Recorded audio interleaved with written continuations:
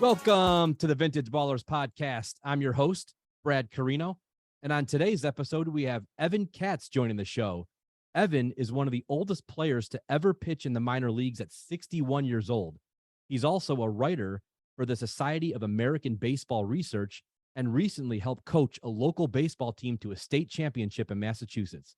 So without further ado, please welcome Evan Katz. I want to start off by going back to your youth. Sure. So tell me, when did you fall in love with the game of baseball? Where did you grow up? Well, it's funny you asked about falling in love with baseball, because I think on my Facebook page, I think I have the motto, "There was a time before baseball, but I don't remember it."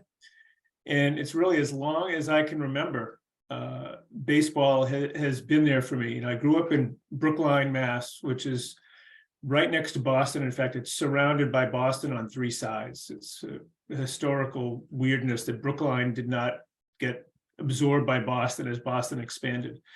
And I wasn't that far from Fenway Park. We got the morning papers delivered, the afternoon papers delivered, and we had some older kids behind us that played baseball, and it's been part of my life for as long as I can remember. And Evan, how old were you when you really fell in love with the game? Must have been 6, 7, 8. Our neighbors, this is back when the Red Sox, this is pre-1967, which is the turning point for the Red Sox. In the early 60s, you could get to Fenway Park easily. We had neighbors that would take us. And so I went lots of times to Fenway when I was 8, 9, 10 years old. I went to a night game with a friend in 1965. We went on our own. I was 9. So that tells you how much time has changed. Wow. Yeah. My dad is a huge baseball guy, and I fell in love with the game because of him, and he's 71 now.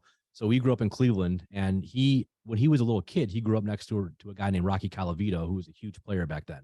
Mm-hmm. So Rocky was traded to the Tigers then, and he was like one of the bigwigs back in those days. And of course, that was way before my time. But my dad always talks about Rocky growing up next door and all the different guys. He knew a guy named Kenny McBride, who was a pitcher back then, and all these different guys. So anyways, long story short, I grew up with a love of baseball just because of my dad's youth. And as of course, as your dad, he's not that much older than I am, but at the time, baseball was still the primary sport in America. The NBA was just getting started. The NFL was just getting started. There was no franchises in New England at the time until 1961, when the Patriots were formed. And hockey was only played in 6 cities. So baseball really owned things, and it really just rose to the top very, very quickly. And so it got a lot of attention. Of course, time has changed that. But growing up in the 60s, it was baseball. And it's interesting you mentioned that, because I've had several other guests on here. I'm good friends with Burt Blyleven's son, Todd Blyleven, and Todd's a great guy. And Todd was telling me, and I was telling him actually, when I was a kid in the 80s and 90s, baseball is still huge. I mean, it was still but yes, the NBA was getting bigger, of course, and the NFL was getting bigger. But baseball with my generation was still very, very big. And I think I was the last generation. I'm 39. I was the last generation, I feel, that really kind of fell in love with baseball at a young age. Nowadays, you don't see as many kids playing the sport. They're more into soccer or basketball or even football, things like that. And it's just baseball, for whatever reason, it's just not played as much. And to me, it kind of breaks my heart a little bit, because I grew up playing baseball, wiffle ball, baseball with a tennis ball. We did everything. We were constantly playing some form of baseball. Oh, yeah, there was baseball, wiffle ball, hit them out. I can't tell you how many windows my father replaced at the 2 houses that we owned from baseball, wiffle ball, and street hockey. Of course, street hockey took over the Boston area in 1970 when Bobby Orr and the Bruins won the Stanley Cup. So we played street hockey a lot also. So being a Boston kid, I actually interviewed several people. I interviewed an NBA player named Dana Barros, who played for the Celtics for a while back in the 90s, and several other people that are Boston related, and they're obviously diehard. To this day, Dana's still a diehard Boston fan.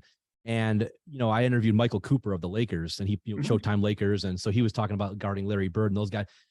Boston has such a celebrated sports history. You're talking about Bobby Orr and the Bruins, and of course the Red Sox have a ton of history. The Patriots now with Tom Brady and Belichick. In your opinion, who is the most popular? If you look back at the last 50, 60 years, who is the most popular team? Is it the Red Sox? Well, it depends. It depends what time period you're looking at. It also depends upon how you're measuring it. I mean, probably obviously the Red Sox are the longest and deepest.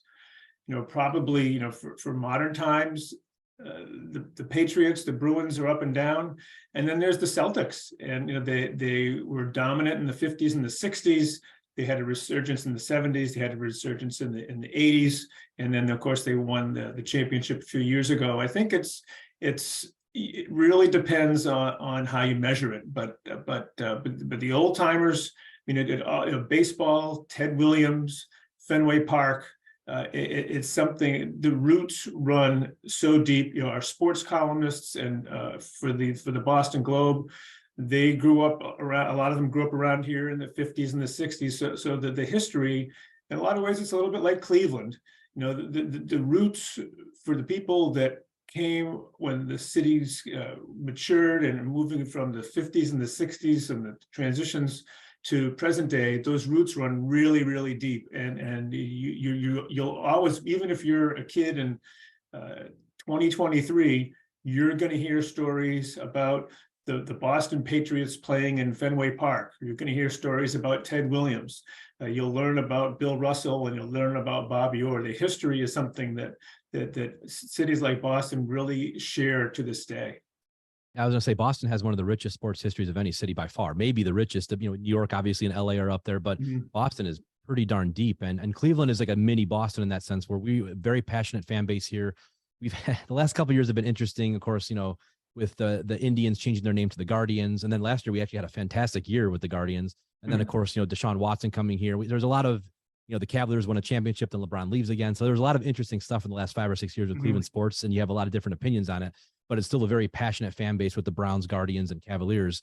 And, here, I know also Ohio State's a big, draw here, how the Buckeye football and basketball teams, but Cleveland sports fans are diehard obsessive for, we are about as diehard as you're going to get. And I feel like we share that with the Bostons of the world.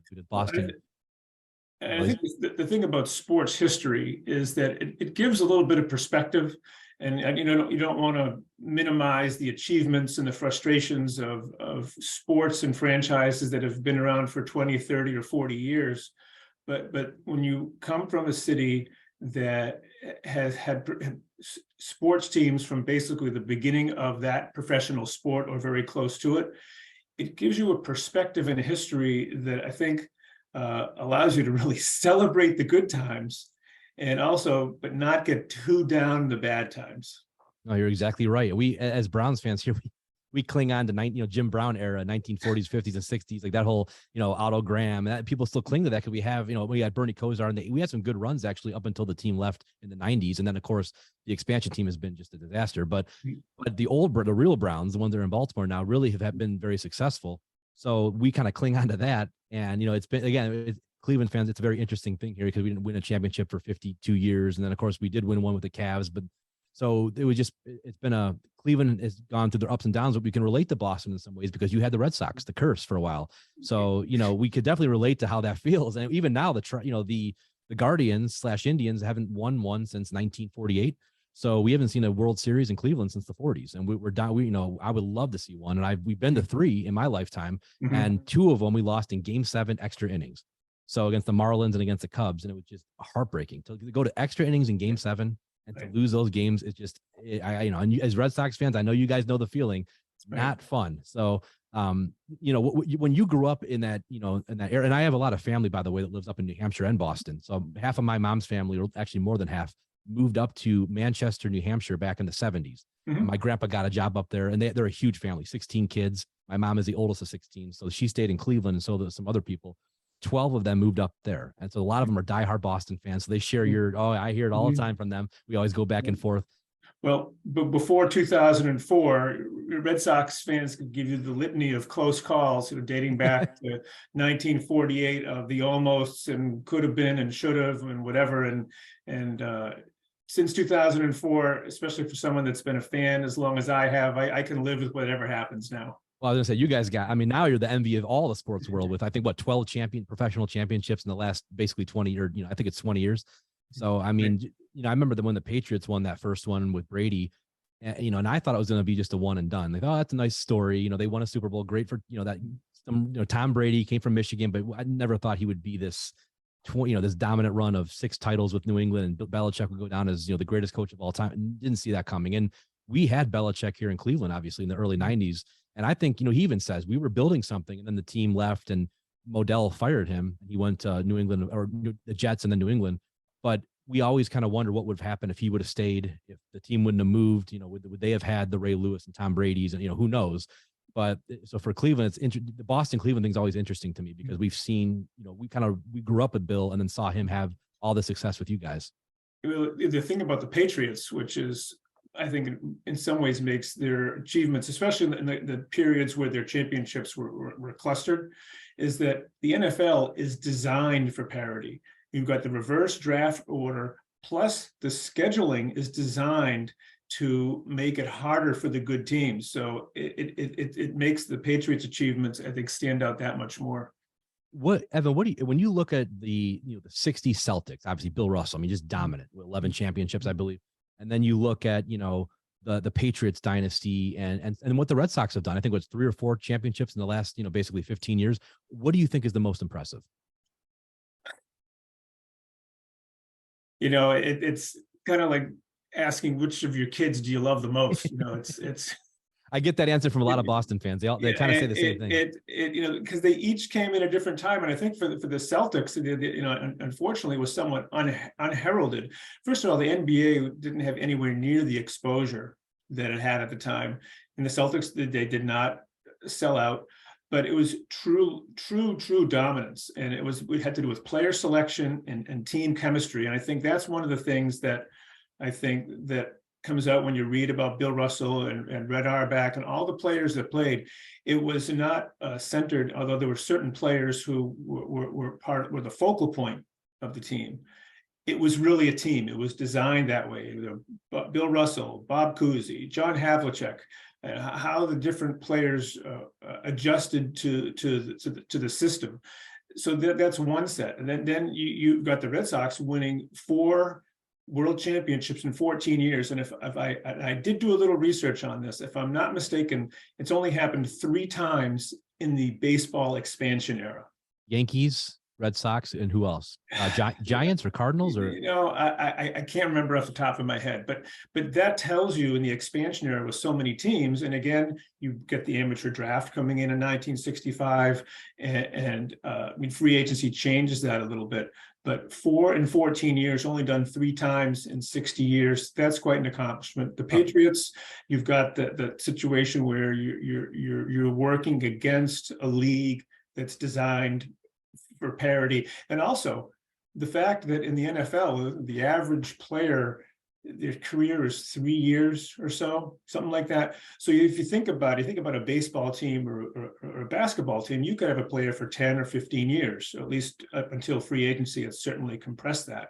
But if you look at the NFL, where the roster turnovers are incredible, plus the number of players that it takes to put a team together. You got 11 guys and you get 22 guys plus your special teams. So you're having to recalibrate that team every year. And to think about what the player turnover and the league designed for parity, those championships are also amazing. So, I think each one of them tells its own story. It really does. And even the 80 Celtics, I think they won 3 championships, but in that era, when you had Dr. J and you had, the Showtime Lakers, you had MJ coming up, and you had the Bad Boy Pistons. That was impressive to win 3 in that era. That was a tough era to win. Even Milwaukee had good teams. There's so many great teams in that era. And yes, the Showtime Lakers kind of dominated that, with 5 championships, but the Celtics are right behind them and could have easily won a couple more. So I think Boston has so many different, like you said, so many eras, and they're all pretty, amazing in their own ways. And I think you make great points about the Patriots run, the 6 championships in about 20 years. I don't think we'll ever see that again. Maybe Mahomes will, just because he's so dynamic, but I don't know if Reed will be around. He's not going to be around 20 years from now. So, as far as coaching. So I don't know if we'll see that, especially with a head coach and a quarterback for 20 years, maybe, but we'll see what guys like Joe Burrow do and all them. But like you said, they had a system with Belichick and Brady's, dominance. It was both of them together. It wasn't just one or the other. So I mean, clearly there's certain central players for football, and you can build around them to a certain extent. But I just think that given the fact you're talking 22 guys plus special teams, and plus everyone getting up to play you also. I mean, the Patriots are coming; they're gearing up, so it's pretty remarkable. I feel it was like the perfect storm because I'm not sure if Brady would have been as successful with another team, depending on where he got drafted. I mean, he still might have won. Of course, he was so great, but I don't know if he would have had, because I think him and Bill needed each other in a way. They kind of helped each other build that. So I've always thought, when there was always that question, who is the Tom or Bill? I think it's both. I mean, I don't think there's any question that it was just the perfect storm. It was like Greg Popovich and Tim Duncan, winning 5 in almost 20 years. They just had that perfect storm. So definitely something to be proud of if you're a Boston sports fan. And I don't think we'll ever see that in the modern era again, maybe, but I can't imagine in 20 years. I mean, that's 6 championships and 9 Super Bowls. Right. I don't know. So, and if not for 2 catches and 2 Super Bowls, it would have been 8. So you're right. So one of my a guy I know, actually, it's one of my friends is his mother-in-law. I worked with her back in 2006, 7, and his name is Barry Cofield. He played for the New York Giants, and he was on the defensive line for that 07 team that beat the 16-0 Patriots and the 18-0 Patriots. So he was a starter with Michael Strahan and O.C. Umenyiora and all those guys. And so we talked about that game, and it was interesting. And they kind of had an idea after the last game of the season when they played you guys that they could beat you. And so, but to see them hold you to 14 points in a season, you guys were you were scoring 40 and 50. I mean, I'm every other game. That was incredible. And so I actually have that Super Bowl is interesting to me because my family, of course, in Boston was just, they're all about the Patriots, and I knew Barry's family. So it was a really interesting Super Bowl. But I think that's one of the, even though I know it's not fun for you guys to remember that, I still think that's one of the more interesting Super Bowls of the modern era. Cause I mean, it could have went either way at the end. Well, like I said, the long history allows you to take some of the pain out of those frustrating moments. I'll never forget my uncles that night after they were not happy. So I left them alone, but we were, it was funny. But who knows? I mean, 19 and I don't know if we'll ever see anything like that. That was quite amazing. So let's go back to your youth and talk about where did you go to high school, and when did you really, were you playing baseball in high school, and what position did you play? Well, and here's the interesting story. So I lived in Brookline till I was 13, right next to Boston. We moved one town further away to Newton, and I went to Newton South High School, and I was a child of the T, the subway. We could, like I said, we went to Fenway to go to games. I did not play sports in high school. As it turns out, I started school early, so I was always the youngest and the slowest person in my class. And so athletics was just not part of it. So I enjoyed it as a fan. We play ice hockey on Crystal Lake in Newton in the wintertime when ponds froze in New England way back, before climate change. And we played street hockey, we played wiffle ball, and we just found other ways to occupy ourselves in the neighborhood. So I was not an athlete growing up. And did you, so going into college, let's say, and in your 20s, what part did athletics play in your life at that point? I went to college, I played intramural sports, and I love baseball, and I was always a fan. I was going to school in Maine at Colby College in 1975, and there was a mail lottery for tickets, U.S. mail lottery. So people that understand that back in those days, you ordered your tickets for the World Series by mail. I went to a bank, sent in money orders for tickets to the World Series. I got tickets for one game, and a friend of mine in Boston did the same thing. We went to the first 2 games of the 75 World Series, which thankfully were on a weekend. So I was able to come home from school and go to those 2 games in the 75 series. But I was a fan. I played Stratomatic baseball, the dice and card game, which was very popular in the 60s. It's now on computer. And I was a devotee of that. So sports were always part of my world, but I just never played. So Evan, who was in the 75 series? I mean, the Red Sox and the Cincinnati Reds. Right, that's what I thought. Okay. And what was that like? It had to be an incredible experience. I mean, it was, of course, for the previous World Series was 67, where New England came of age and the Red Sox got on the map, and they were contenders or talked about being contenders every year after that. And 75 was supposedly the World Series that put baseball back on the map. It had very high viewership. It had the Cincinnati Reds with Pete Rose and Johnny Bench, Joe Morgan. Pardon? Joe Morgan, those guys. Joe Morgan. I mean, there were the incredible. There was incredible. Louis Tiant was pitching for the Red Sox, and there was the Carlton Fisk home run in Game 6. Oh, that series. Okay. Yep. One of the 20 greatest games identified by MLB Network. I don't know what number it is. I think it's in the top 10. Wow. I mean, that further, captivated New England, got the Red Sox back on the map, and that was right at the dawn of free agency, and the team was contending for years, battling with the Yankees. And I was always at Fenway. I think there was one year I went to, I think, 15 games before I went off to college. So I was at Fenway all the time, sitting in the bleachers. I've actually never been to a game at Fenway, but I've taken a tour of it, and it's so funny because it's kind of, I mean, obviously it's an older stadium, but you would think it doesn't seem that big to me when I was in there, and it was just like, there's so many iconic moments that happen in that stadium. And when when you were there in '75, did you have a feel that this is going to be one of the most iconic World Series of all time, or did you not get it at that time? I was a fan. I mean, I was just excited. Of course, the Red Sox beat the Oakland A's in the playoffs to reach the series. So, and the A's had won the World Championship 3 straight years. Wow. So it was very exciting. Of course, the Red Sox lost their rookie slugger Jim Rice to a broken hand in September. So he was the designated hit. He would normally be in left field. Yaz had to go into the outfield, I believe, or he was at first base. I can't remember, but it was just, the series was hyped. And it turned out to be as good as everybody thought it would be, going down to the 7th game when the Reds scored the winning run in the top of the 9th. Before we get into your finance career, I want to ask you one last question about the Red Sox. How much that hurt, all the pain of all those losses in the World Series and the close calls and over the '86 and all, how did that take a toll on you as a Red Sox fan? I was such a Red Sox fan. So I went out to college in New York. I went to Alfred University in Western New York for 2 years before I went to Colby. And I used to get the Boston Globe mailed to me out there. And I would get it 2 and 3 days later so I could keep up with the Red Sox. When I went out to Alfred in 1973, the Red Sox lost in the next to last game of the season in 72. They were in the pennant race in 73. I would go to the radio station and go to the UPI teletype to look for the Red Sox scores at night in real time so I could follow them and know what happened, because I was too far away to get the Boston broadcaster. Alfred is out as far as Rochester. And there was a collapse in 73, there was a collapse in 74. They won it in 75, lost the Yankees playoff game to the 1-game playoff in 1978.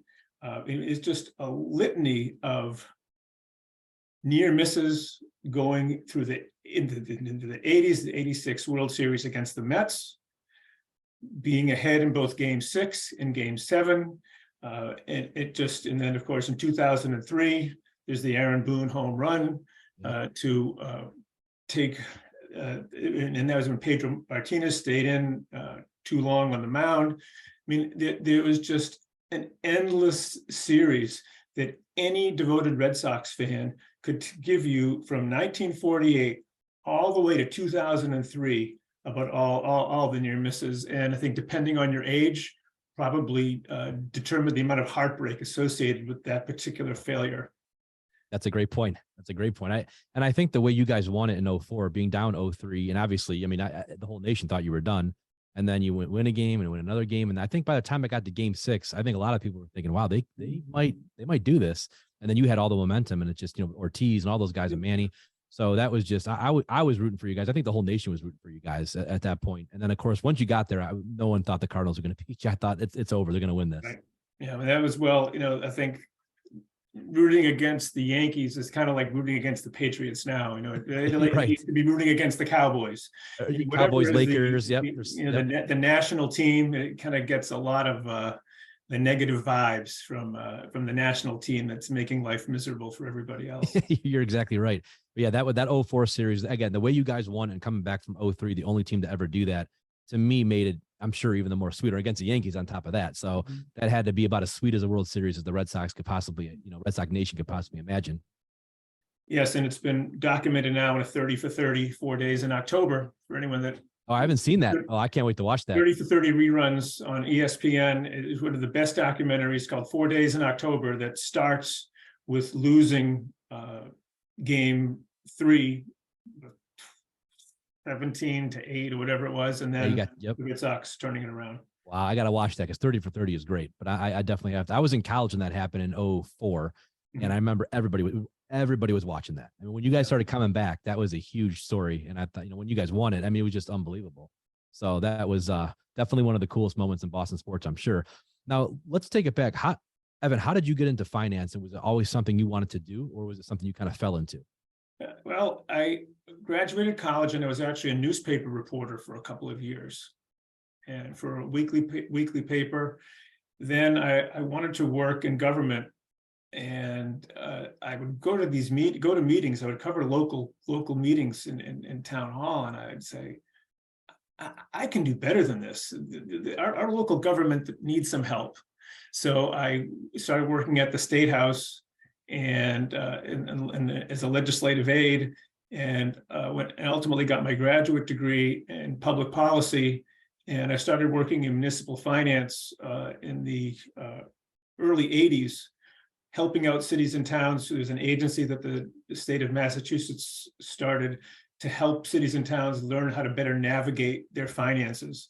And so the best story about when I became interested in finance, I interviewed at one time for a job with the state of Maine, and they took me around to different interviewers, and one of them was more of like a psychological profile, and with a psychiatrist or psychologist, and he said to me, "So, why are you interested in finance? What do you like about finance?" And I said, "Well, I've always liked numbers. I liked math in high school." And he said, "No, you really need to tell me why you really like it." And I said, "Well, when I was a little kid, I liked to compute the batting averages for the Boston Red Sox." And he said, "That's it. That's why you like it so much." And so it's always been there. And I worked for the state for a little while, then I started working in local government, and I eventually became a finance officer for cities and towns, and ultimately moved into a school administration as a budget officer for the last 20 years of my career. Wow. And we had talked previously, obviously you're a very good communicator. How did that being a good communicator help as a finance officer? Well, people that understand numbers can talk to each other.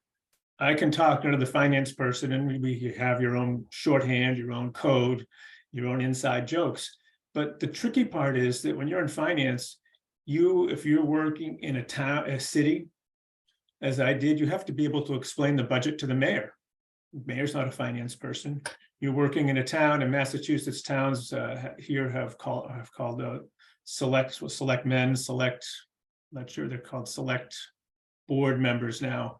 But you have to be able to communicate financial information to people that aren't financial types. And I learned that very early, that you can talk financial code with your colleagues, but you have to be able to explain it to people that don't understand it, so they'll make better decisions. And so it was just something that I began to realize over time, that if you're going to be successful, you have to be able to explain what the numbers mean and what kind of options you have that are realistic given the financial situation of your city or your town or your school district. And what were some of the challenges you came up upon? Oh, well, talk about communication. So when I was working for the city of Medford, where I was hired in the late 80s, I was actually technically the city auditor, hired in 1988. I was the third city auditor since the Depression. Really? Tells you the length of time the prior two people held the position. Wow. And we were in a situation where it was a health insurance crisis in terms of the cost of health insurance for cities and towns. And what I said to the mayor, I said, I think we can solve this by working with the unions. Now in Massachusetts, labor relations with unions and public sector employers is very tense. It's always tense. The teachers union is very strong. The firefighters union is very strong. The police unions are also very strong, but generally the teachers and the firefighters lead the way. And what I did with the mayor was I said, I think we can work with the unions and get them to agree to make some changes in our health plan. And we can save a lot of money. And so we started, and normally when you're negotiating with the union, you're negotiating a contract, an annual contract, for wages and salary and other things, for a 2 or 3 year period. We negotiated, if I'm not mistaken, with 8 unions at the same time. We had to sit down at the table, explain the situation involving health insurance, what our plans were doing and why they were so expensive and what the other options were. And we began to explain, we were spending this amount of money, we were contributing this amount of dollars towards their health plan. If we bring these plans in, we can contribute more to your health insurance, save you money and save the city money. And we negotiated with the unions for months, meetings over and over and over again. And ultimately, we were able to persuade them to change the health plan. We won a state award, we won a national award for the achievement. And it was because I was able to work with the mayor, explain it to the mayor what we were trying to do, and then sit at a table in a really adversarial situation and explain, this is the problem. This is where we need to go. This is how we can get there, and kind of boiling it down to understandable information with charts, handouts, and we might have used, there was no whiteboards back then. We probably used a chalkboard, but it took months and months to do, but it was a whole process of learning how to explain complicated things to people who it's just that they just weren't familiar with it. And that was really the first time that I realized, one, that I could do it, and I could do it and really achieve very good results. I was going to ask you so obviously you're pretty young then, and to be able to do it at that age, I mean, I'm sure that gave you a ton of confidence moving forward. And how did that moment in the late 80s propel your career after that? Well, as I was working for the city of Medford at the time, and I really enjoyed it. There was a job as a turning point in my career. I went to work in the city of Newton after that for a little while, but I was living in central Mass. I'd moved from Newton to a small town called Groton, which is, by the way, the hometown of Peter Gammons. Oh, really? I love Peter. Legendary baseball columnist. Love Peter. Yep. Legendary baseball columnist and in the Hall of Fame, and also one of the Boston Globe's esteemed writers, Dan Shaughnessy, is also. Oh, yeah. Yep. So I was living in Groton, and I decided I wanted to work in smaller towns. And so I got a job in the nearby town of Harvard, and it was a very new position. Traditionally in Massachusetts, school departments have their own financial officer, and towns have their own financial officer. Town of Harvard is very small. They wanted to consolidate the position for one person because they were very small, a town of about 5,000 people. And I took that job and became the first person, and held it for 8 years, to coordinate the finances of the town and the school department, working with the selectmen and the school committee, really working with both boards. It was very unusual at the time. It's more common here in Massachusetts today, but ended up going there. Now you talk about communication. We had a food service program that won a state award. Normally food service programs in cities and for school departments are really not thought of. They're not financially stable. They don't serve good food. We were able to do both. And that was also an achievement. That was really where I began to realize that there were areas outside of traditional finance, besides coordinating town budgets and school budgets together, there were other ways to really generate results. And so we did it in the food service program, started working on as I moved into other positions, energy conservation, but really branching out to take the whole analysis and communication that I used originally, way back in Medford in the 80s, into a whole bunch of other areas to really bring results to cities and towns. And the bottom line is, you're saving money. I explained to the people I was working for, you save money and energy. If you give me the resources and the time to work on saving energy, we can put more money into services. And that was another thing that I tried to stress, is that that there was money elsewhere in the budget, whether it was Medford back in the 80s, saving money in health insurance, putting into other areas of the city, is that, you know, a finance person doesn't just keep track of what's going on. A finance person has to look for opportunities, explain where they are, and then argue for the resources so that you can save money to allow dollars to be transferred to areas where they're really needed. And when it comes to, I mean, it is kind of fascinating because I don't know a ton about finance, and the fact that I know that you were saying how communication, obviously, with especially the people you're communicating with, mayors and you know, various people, you have to be able to boil that down into, you know, simplistic things that they can understand and numbers that they can understand. You know, what would you say for a young finance officer coming up or anybody getting into finance at a young age? What would be a piece of advice you would give them? You have to be able to communicate with non-financial people. That's really the bottom line. Most of the world is not made of financial people. Why do you think people struggle with their household budgets? No, that's true. I always wonder why they don't teach some of this stuff in school. Because yeah, you're right. I mean, a ton of people do. Yeah. But that's really, you need to be able to communicate that information, and that's really the bottom line. And that's really where I ended up working in school departments the last 20 years of my career.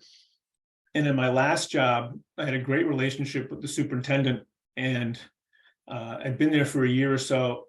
And every once in a while, I'd go into her office and we would be talking for a little while, and I'd say, Evan, I want to do this new program over here. I need $10,000. Can you come up with $10,000 in the budget? So, okay, let me go back and check, see what I can do. 10,000 wasn't that much in this particular budget. It was about $30 million. And she said, oh, that's great. And then I went, go in a month later and said, Evan, I was wondering, I need another 20,000. Can you come up with another 20,000? And I looked at her and I said, you know what I'm going to start doing? I'm going to start keeping a list of all the things that you're asking me to find money for, because I want to let you know by the end of the year, this is going to be a long list. But what I would also do is I would also keep track of the list of the places that I found the money. So I just want to let you know, here's your list of where you were looking for these things. And these are the areas over here where I've been able to find it. And it became a running joke, but this is an example of where, I'm a financial person. So I look at the budget one way. Here's a person who's in charge of running a school district, has new ideas brought to her well after the budget is done, or there's a surprise and there's not enough money. Her job is to come to me and say, I need more money for this. And my job is, first of all, I got to construct the budget so I know where I can go, and also keep track if something's running under or over. But so I do my job well, then she can do her job well. That's good. That's great advice. And when it comes to the opposite of that, what would you say is something to avoid as a young finance officer?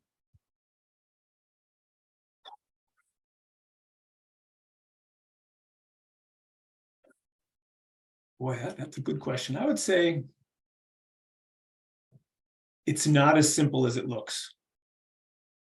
I think at the surface, this is one of the things that I learned early on. When you're in the middle of a budget year, the most important budget during that year is that budget. So a lot of people will do anything to get through the budget. But what you have to remember is that if you're looking at a 5-year stretch, it's not what happens in any one year. It's what happens along the way and how things evolve from year 1 to year 5. So if you're driven to make a budgetary decision that looks very simple because it just involves this year's budget, let's say, for example, there's a service that's no longer needed in a particular year, and you take that budgetary savings and you put it into something to fund something else that's going to happen in following years. So you divert $50,000 for something that you know is going to continue going on afterwards.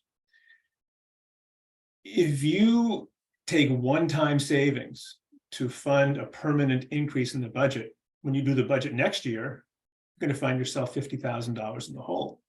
And so I think that's when I say it's not as simple as it looks. It's not as simple as the current year's budget. You have to be looking at a continuum of budgets and where are you starting and where are you ending.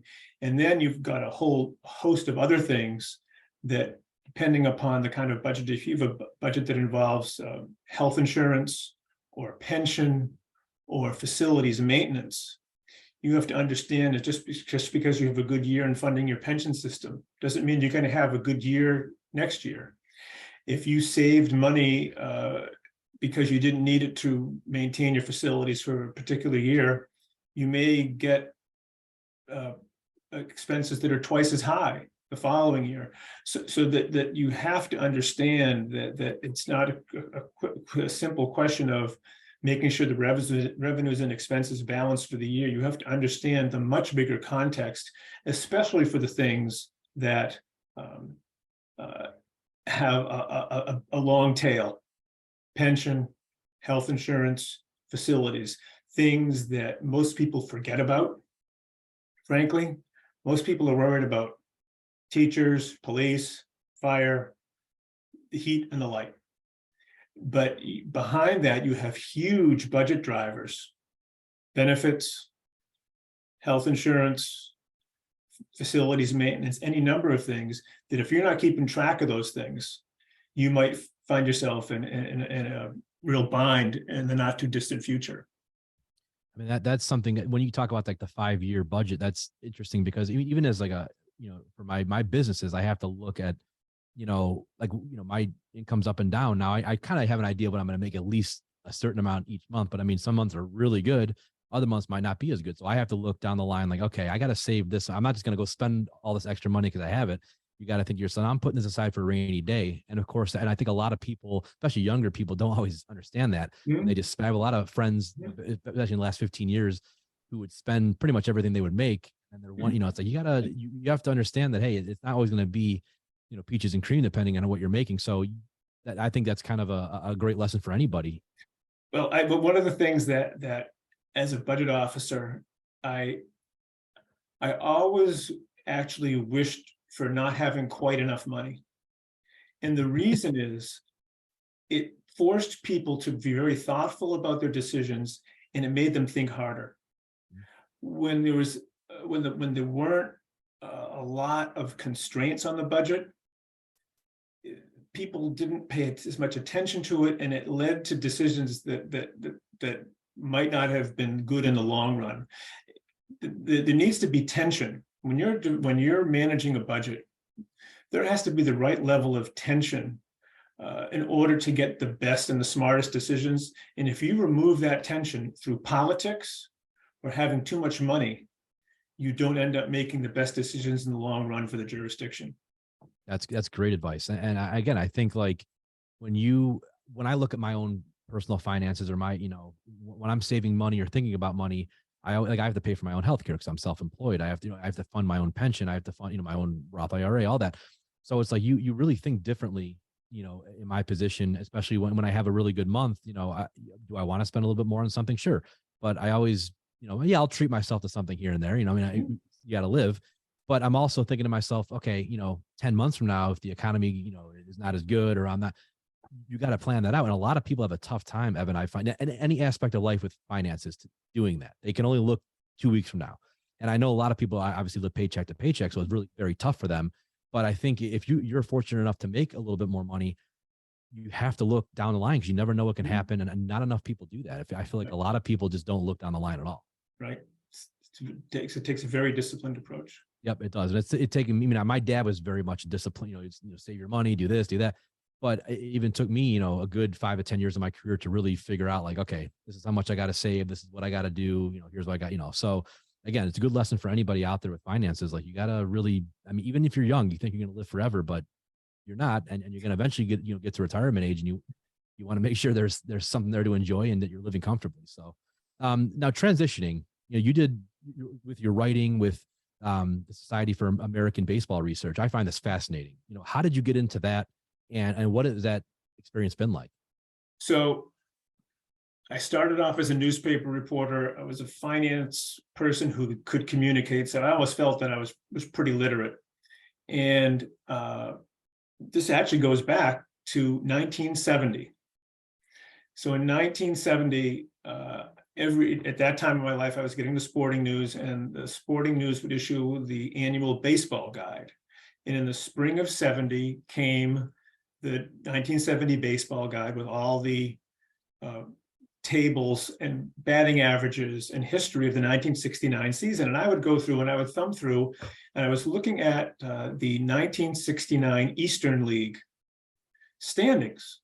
And at the bottom of the standings, it said Waterbury and Elmira inadvertently played 29 games instead of 28. I said, that is really weird. How do two teams play an extra game? Well, I kept the baseball guide. In 1978, I think, or 79, I decided it was time to investigate. So I wrote to the teams that were involved. Now, Elmira was a franchise that was shared. This was the first year of expansion. And Elmira was shared between Kansas City, the Kansas City Royals, and the Seattle, and the Pilots had a few players on there, Kansas City and the San Diego Padres. I wrote to the three teams involved, what happened here? There was an extra game played. The Royals didn't know anything about it. Padres didn't know anything about it. And it turns out that Waterbury, the Cleveland Indians franchise, the owner of the 1969 Waterbury Indians, was working in the front office for the Cleveland Indians. And he wrote back, he saw, and he wrote me a long memo that said, I don't know how this happened. I wrote the 1969 schedule, and I know there were 22 games, but I sold the franchise. I don't know what happened, but kudos to you for figuring this out. So I took those letters, put them away. I went and worked in the public sector. I worked as a finance officer. I retired in 2018. I said, okay, it's time to start researching this. So I started going online to do research, and I said, wait a minute, I should contact the players. So I go on to Baseball Reference, try to find players, go on the internet. I started to try to find players. I wanted to find out, does anybody know what happened? Does anyone remember playing the extra game? And it was just so much fun contacting old players. None of them remember playing an extra game, but they remember a lot of rainouts. And so I ultimately wrote a story about how the two teams played this extra game. And the player, one of the players I talked to, his name was Dave Robinson. He played for the Padres for a couple of years. He was with Elmira in 1969. And how I found him was his brother Bruce, his younger brother Bruce, has a website. He's a musician now. So I got a hold of Bruce. Bruce got me a hold of Dave. And ultimately, I talked to Dave and about 7 or 8 other players. I wrote the story for Sabre about this extra game. And I had so much fun talking to the players, hearing about what life is like playing minor league baseball. And I said, this would be fun. And so I joined Sabre, and I moved to Swampscott, where I live now, on the coast of the Atlantic Ocean. And I had met somebody, and a friend of his came up to me, and he showed me this ring. He says, look at this ring. It's this ring. This is the 1955 Yankees AL champion ring. He said, my father played for the Yankees in 1955. And I got the long story about his father being from Holyoke, Mass, out in Western Mass, signed as a bonus baby by the Yankees in 1954, only getting 1 hit in the major leagues. And I said, oh, this is really interesting. Maybe I'll write up this story and write his biography for Sabre, because the goal of Sabre, the Society for American Baseball Research, is to write biographies about everybody who's played Major League Baseball. The figures up into the low 20,000s at total, and they're about 6,000. So that was in 2018 or 2019, I believe. And I wrote a story about Frank Legia. He was born in Holyoke, led Holyoke to the championship in 1954, slugging first baseman. And this is at the time where if you signed a big contract, a bonus of over more than $4,000, you had to stay on the major league roster. And he was on the Yankees roster in 54 and 55. He only had 1 hit, but his was a story that was well documented because he was a bonus baby. He was profiled in Sport magazine in the early 60s, I think in 1963. So I talked to his son, who lives in the town of Nahant, just down the road here. Talked to culled stuff from the internet. Talked to a pitcher by the name of Eli Gerba, who played with the Angels. He was the starting pitcher for the Angels, their first game in the early 60s. He played in the 50s. And I thought, this is just so much fun to talk to these players, have them share their memories. And so the story of Frank Legia was the first biography I wrote for Sabre. And that started me on writing baseball history, basically. That's so cool. I love that. And what have been, how do you get into more stories? Like, what do they give you something to research? Do you do it yourself? You can, well, so the Sabre offers two ways for writers like myself to really get involved. One is the bio project, which I mentioned, where you write stories about former major leaguers. There's also the games project. So I've written about 8 biographies. I've also written 3 game stories. I interviewed the first non-pitcher to get a save in a baseball game. 2019, Stevie Wilkerson of the Baltimore Orioles. There had been almost 50,000 saves when the save was created in the early 70s till 2019. And I interviewed Stevie Wilkerson about getting his save for the Orioles. That's back when they were really, really struggling. I wrote a game story more recently about Alex Kirilloff, who was a left-handed hitter for the Twins. He was the first player to make his major league debut as a starter in a playoff game. Wow. So that's a mouthful. So most guys debut during the regular season. Oh, yeah. There have been 2 players prior to that who made their major league debuts in the playoffs, I think as a pinch runner or pinch hitter. But in the pandemic season, Alex Kirilloff, who was a first-round draft pick of the Twins, I think 4 or 5, maybe 6 years ago, when the Twins were in the playoffs in 2020, he was the first player ever to play his first major league game in the playoffs. Wow.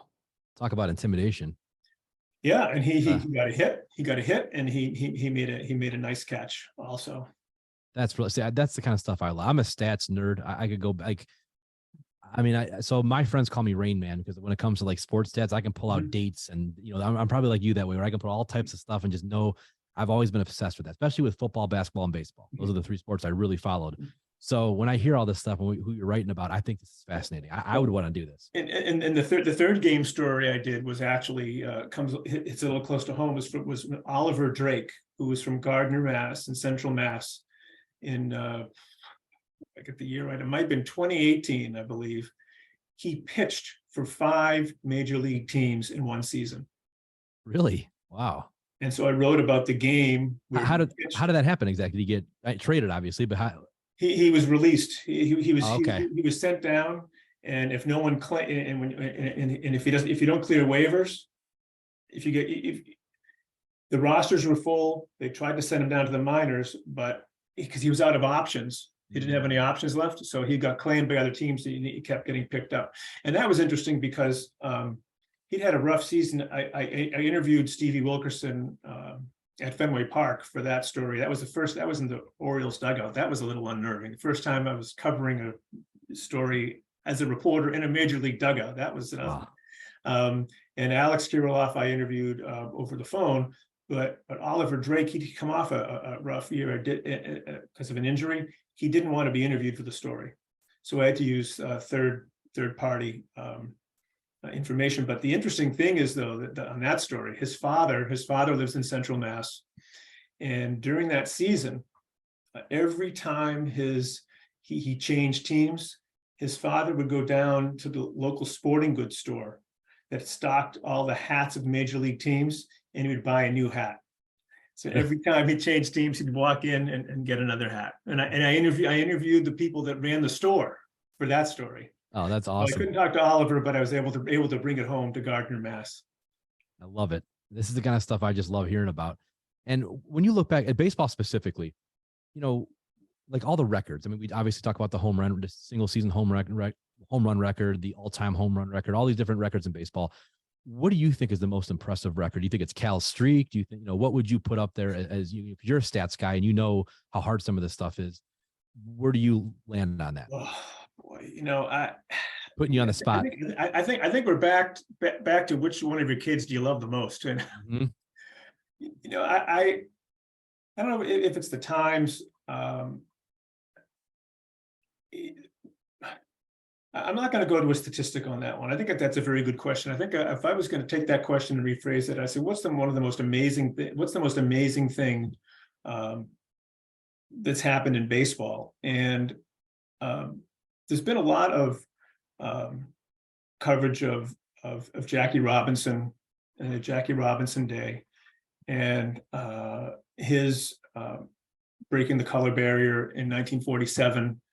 And I've listened to a lot of the commentary recollections. The Negro Baseball Museum, Bob Kendrick, has a podcast called Black Diamonds on the MLB Network, where he shares a lot of stories about blacks and baseball, both before and after the color barrier.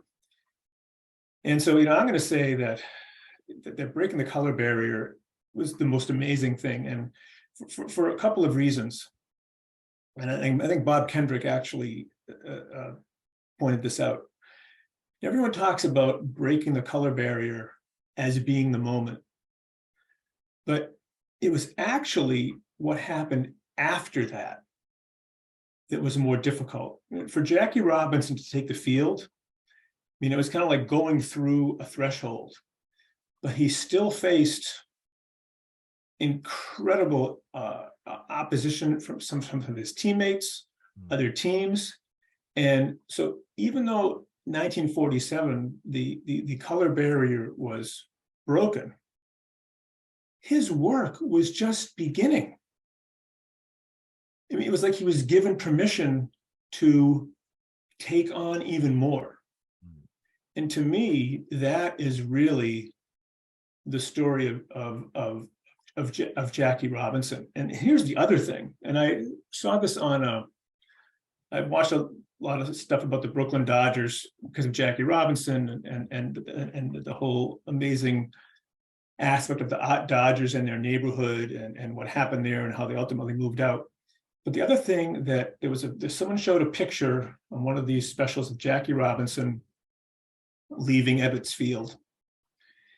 And the commentary was, it was easy when he was on the field because he was playing baseball with other players basically on equal footing. But when he left the field, he went back into the same segregated society. And so I think to really understand, it's hard to imagine today the way America was 60, 70 years ago. Mm-hmm. But those two things have really stood out in the sense that as I think about baseball, and then you think about all the other people that followed him, and not necessarily blacks, we're talking Spanish-speaking players. Yep.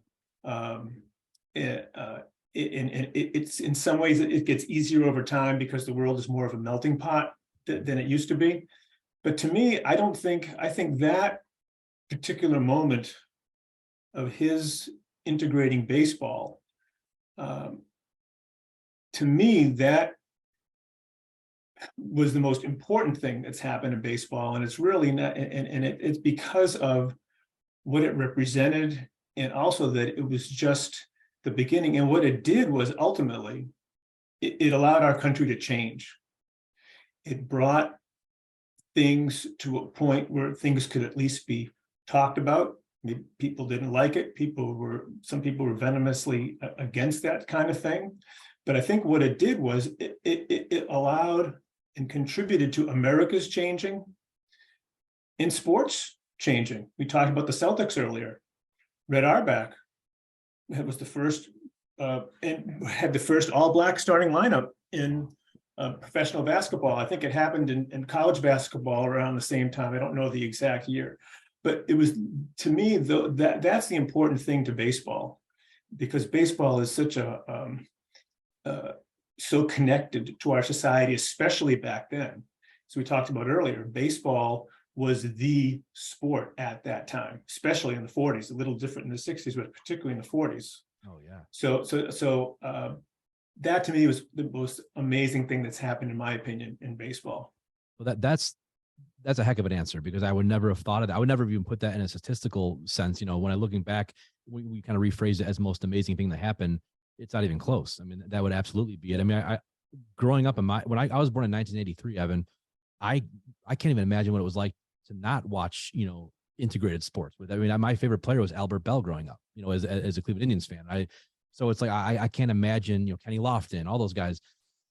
For my generation, it'd be like unheard of. It would be so, you know, so to think it wasn't that long ago, really, in the whole scheme of life, scheme of things and time, wasn't that long ago that it was like that. And to think that he, like you said, I think it's the emotional and mental burden that he had to carry off the field, as you mentioned, would be a lot worse. And I can't imagine what he went through.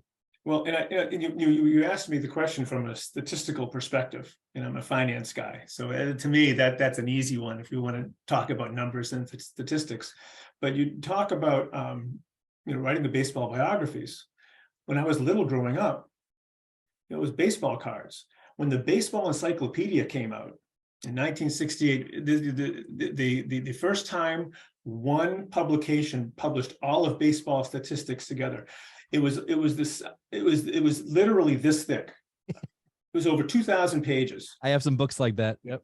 And it was like having the Bible. I had it at my bedside, and I would pull it out at night, and I would just flip through looking at these players that played and look at the all-time rankings. It was the first time you had all of baseball in one document and one publication.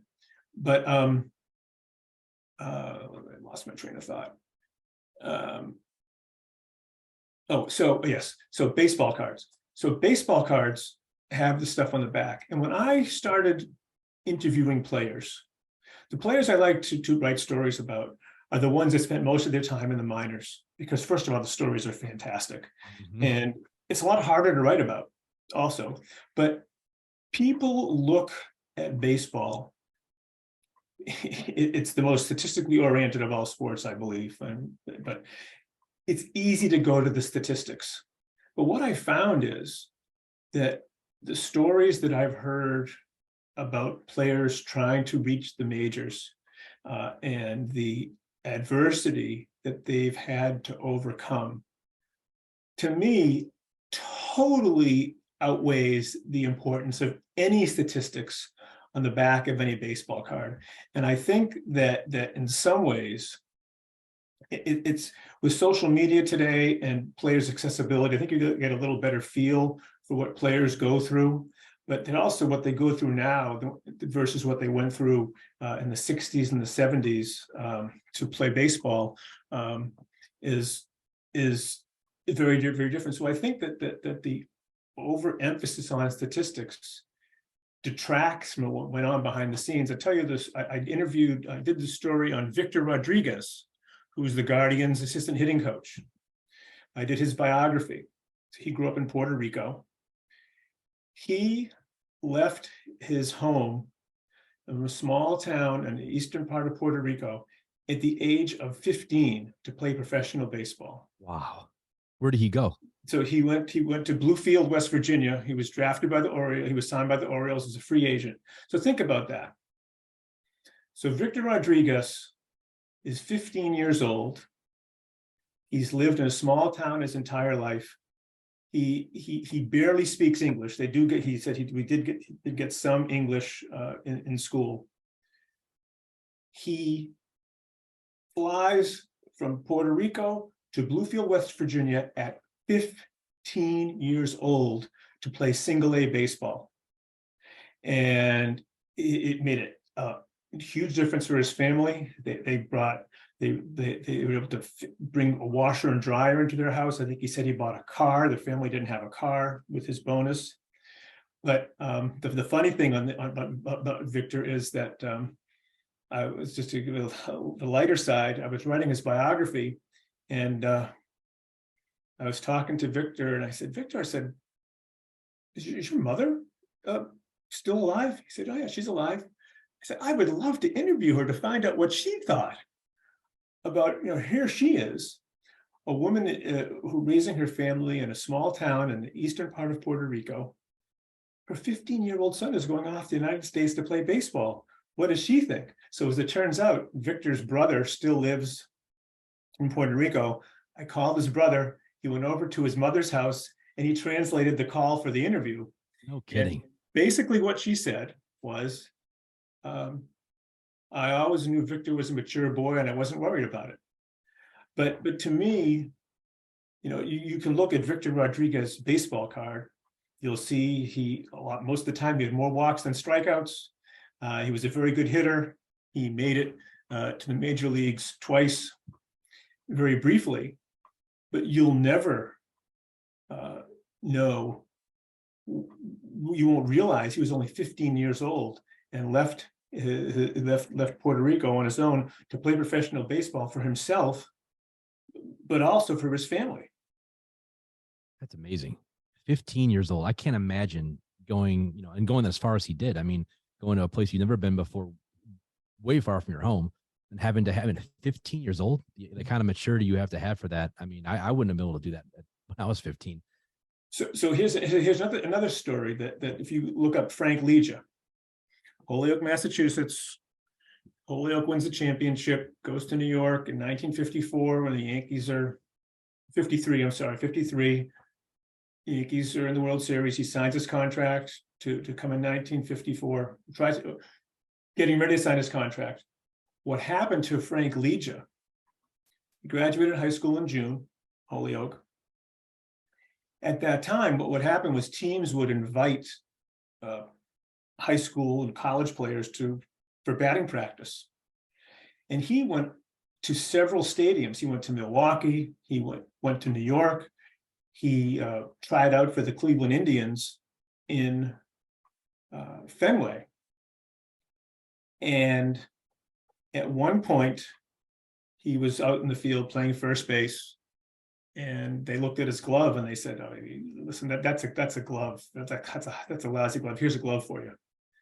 So it turns out the Yankees really wanted to sign Legia, but there were so many other teams interested.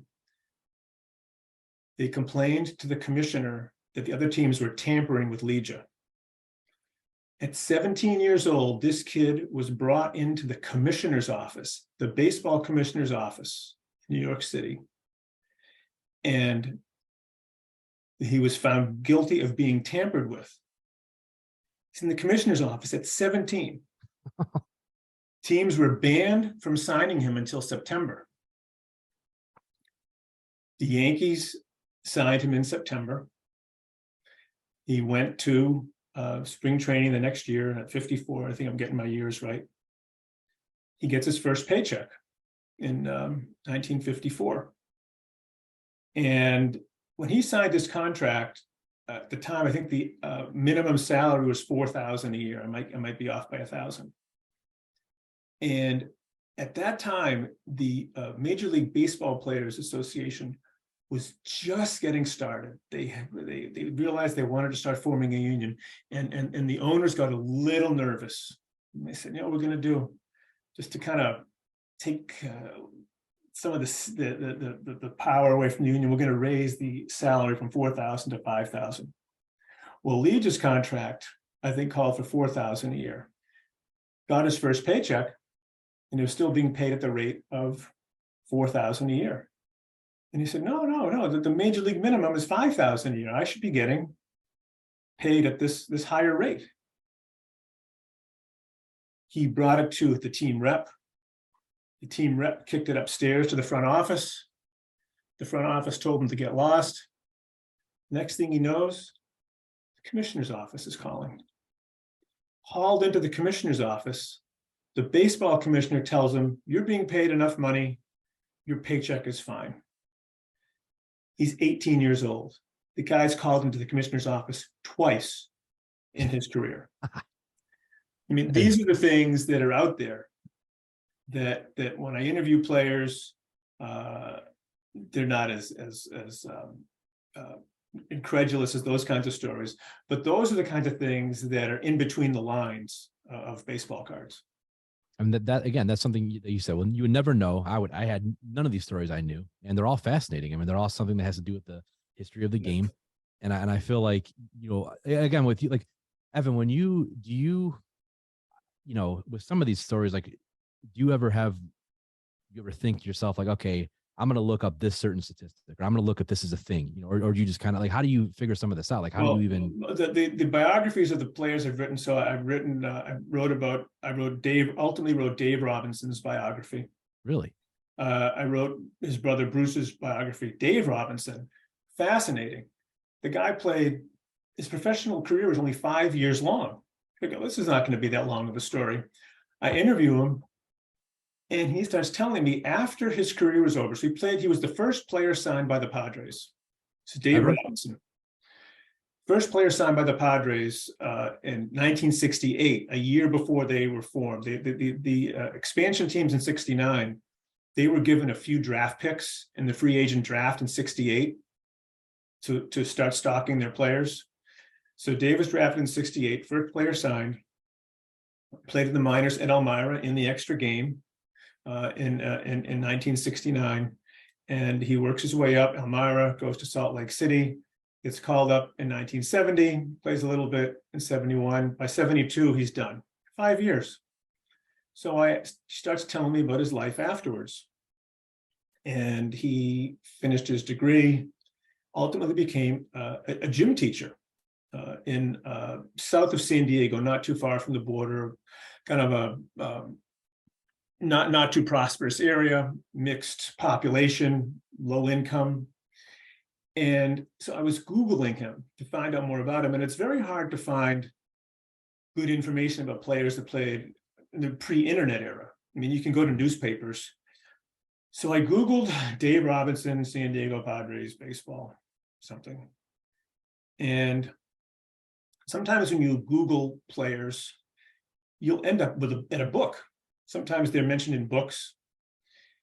And I start reading this excerpt from a book. It's chapter 4. My 8th grade gym teacher, Mr. Dave Robinson, changed my life, something like that. I can't remember. And I said, what is this? And I read on and on. It's about a guy had written a book about the 7 most important things that happened in his life. And chapter 4 was about his middle school gym teacher. So I looked to the author. It's a pen name. Can't find the information anywhere. So I ultimately had to print out the information. Dave, being a little older than me, not very technologically oriented, doesn't use email very much. I had to stick it in an envelope, send it out to him so we could look at the picture of the guy and identify him. And ultimately, I interviewed this former student, because what Dave had done, he became a teacher right at the running craze. And he was also a very conscious of physical fitness. He started having, before every gym class, have his students run a half a mile. And on Fridays, they would time it, and they would put their names up on a board to see, so they could plot their best times. And he basically became the Pied Piper of running at his high school. Kids would come to run with him. He started running before school. They saw him running before school. They would come before school and run several miles with him. And what happened was the middle school started winning track championships. The high schools that were fed won championships. And I found another guy who was a student of his, who's now a track coach in California, very, very successful. I called the first guy up, the first gentleman up. He went on for 15 minutes about Dave Robinson. This other guy, he went on for 20 minutes about how Dave Robinson brought a very mixed group of kids together, gave purpose to kids. I went back and looked at the story today to refresh my memory. One of the students remarked, if it weren't for Dave Robinson, a lot of these kids, because of cross country, if it weren't because of that, they would have dropped out of school. I mean, so Dave Robinson's impact, you look at his baseball card and say 5-year career, whatever. But after his career, and this is actually very typical, a lot of these guys go on after their careers and have huge impacts that you never even hear about. So, you think about baseball, you think about statistics and home runs and wins and losses, but you realize that behind these people and these baseball players are really compelling stories. So I've had probably 4 or 5 guys who play minor league baseball on the show and that never made it to the majors.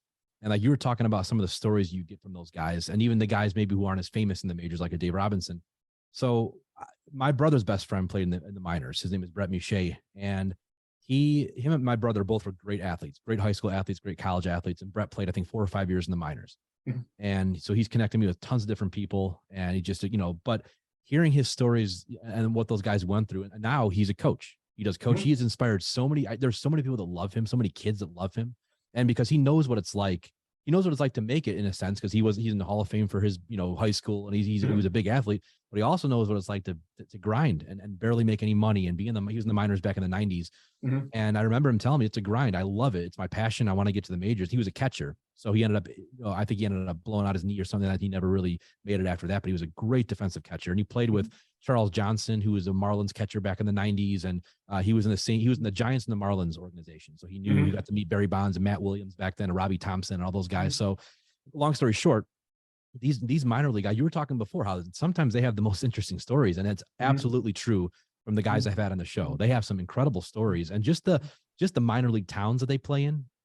Some of the, it's fascinating.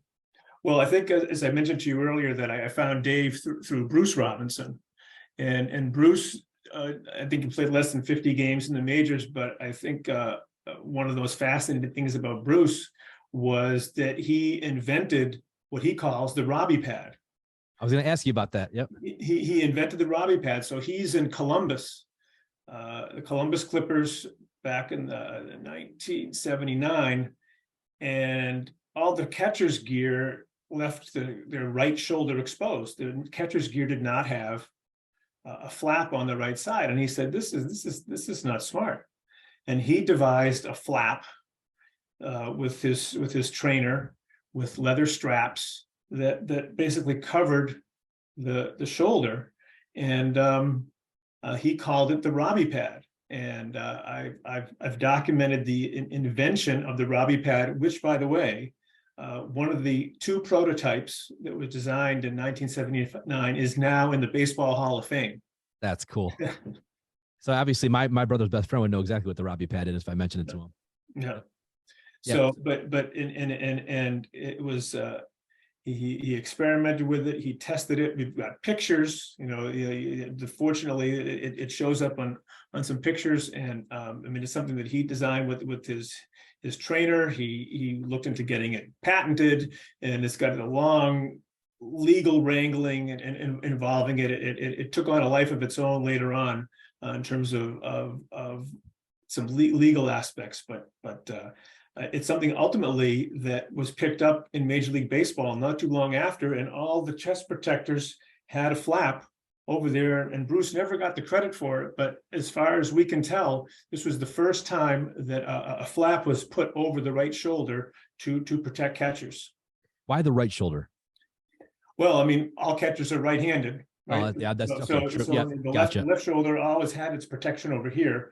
Gotcha. But and you look at the history, you can look up the history of catching equipment. Somehow it's been overlooked, but the Robbie pad revolutionized catcher's protective gear starting in 1979. Wow. Again, a piece of history that I never knew before this. Yeah. And speaking of which, tell us about the field behind you in New Mexico. We talked about it early on. Yeah, I want to hear the story. Okay. So you can see Popfish baseball. So I told you I was not an athlete. I did not play high school sports, college sports, a little bit of pond hockey, street hockey, pickup basketball. And I did not start playing adult baseball until I was 45. Played it. I loved it so much. My kids were older. I joined some leagues, And first of all, I will tell you, it's a lot harder than it looks on TV.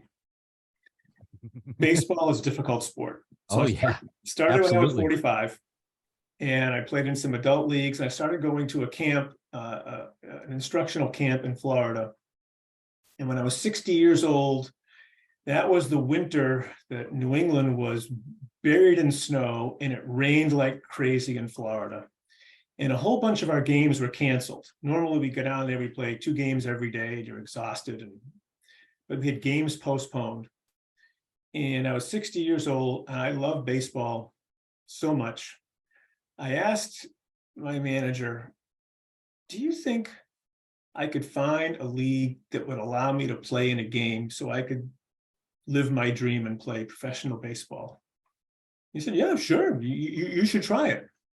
So it took me a year and a half, emails, phone calls, to try to find a minor league, an independent minor league. There was no chance I was going to get any time with the team affiliated with a professional, with the major league team. But there's probably a half a dozen independent or unaffiliated leagues that are around the country. And I spent time emailing. I even called, you may remember from Cleveland, you'll know Bill Veck, owned the Indians, and years ago, and was actually signed the first black player in the American League in 1948, Larry Doby. Yep. He was a promoter. His son Mike used to own the St. Paul Saints. Maybe he still does, and some other teams. I got a hold of Mike Veck, and I said, Mike, I'm a 60-year-old guy. I'd love to play professional baseball. And he said, well, let me see if I can get you in touch with he owns several teams in the Midwest. That didn't pan out. I delivered newspapers in Boston by bicycle in 1970, and I found a team in California where another guy who on his bio had mentioned he delivered the Boston Globe on his bike also. So I emailed him, and he said, let me see if I can get you into in touch with our general manager. That didn't go anywhere. Finally, I'm a sidearm pitcher. When I taught myself how to pitch, I decided, since I didn't throw hard, didn't have the experience, I would throw sidearm. And I belonged to a group called Sidearm Nation. There was a guy who specializes in sidearm pitching. He has a website, interviews, videos. And I was in touch with him, and he said, oh, if you want to play professional baseball, you should contact the Pecos League, which is based in the Southwest in California. So I called the commissioner. I'll never forget the day. It was one of those gray, cold days in March. And I had a lunch break from my job as a school business administrator. And I went out to my car, and I had the commissioner's numbers on the website. It's not one of these things where it's hard to get a hold of the Pecos League commissioner. I dialed the number. He answers the phone. Hello, baseball. And it was Andrew Dunn, the commissioner of the Pecos League. And I explained the situation, that I was 60, at the time there I was 61. I'd already been a year into it, and said, I'd like to play in a game. And he said, okay, you want to play baseball? We'll get you in a game.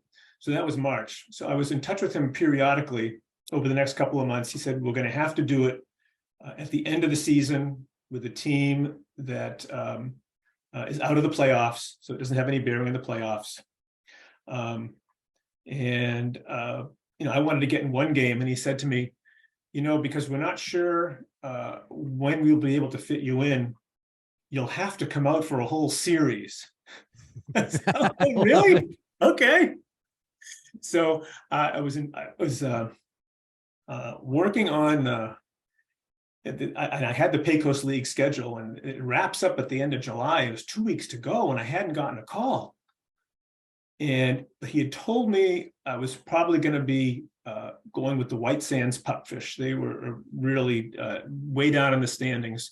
And I had happened to have I got the manager's phone number off their website, and I had put it in my phone. I'll never forget, and I told the superintendent of schools that this might be happening, and she was very excited. And so I'm there working on the budget in July in her office, and my cell phone rings, and I pick it up, and I look down, I go, Chris Stout, White Sands Pupfish. And that's how I found out that I was going to be playing baseball. And I went out for the last 3 games of the year in the 2017 season. And the team was great. Turns out the first game I went to was rained out. And so the second game, I was told that I could not pitch. The manager told me, the commissioner told me a month or two ago, I'm going to let you know, Evan, you're not going to be able to pitch because the exit velocity, you're an older player, these guys in their 20s. So I said, okay, I'm going to play it. I can live with that. I'll play the outfield, getting at bat. So it's the 4th or 5th inning of the game. And I said to the manager, listen, before I go on the outfield, can I go out in the bullpen and warm up just to see what it's like to warm up in the bullpen before I go out there? He said, okay, you'll be able to do that. Well, as it turns out, the next inning he says to me, Evan, go out to the bullpen and warm up. You're pitching in the 7th inning. Are you kidding me?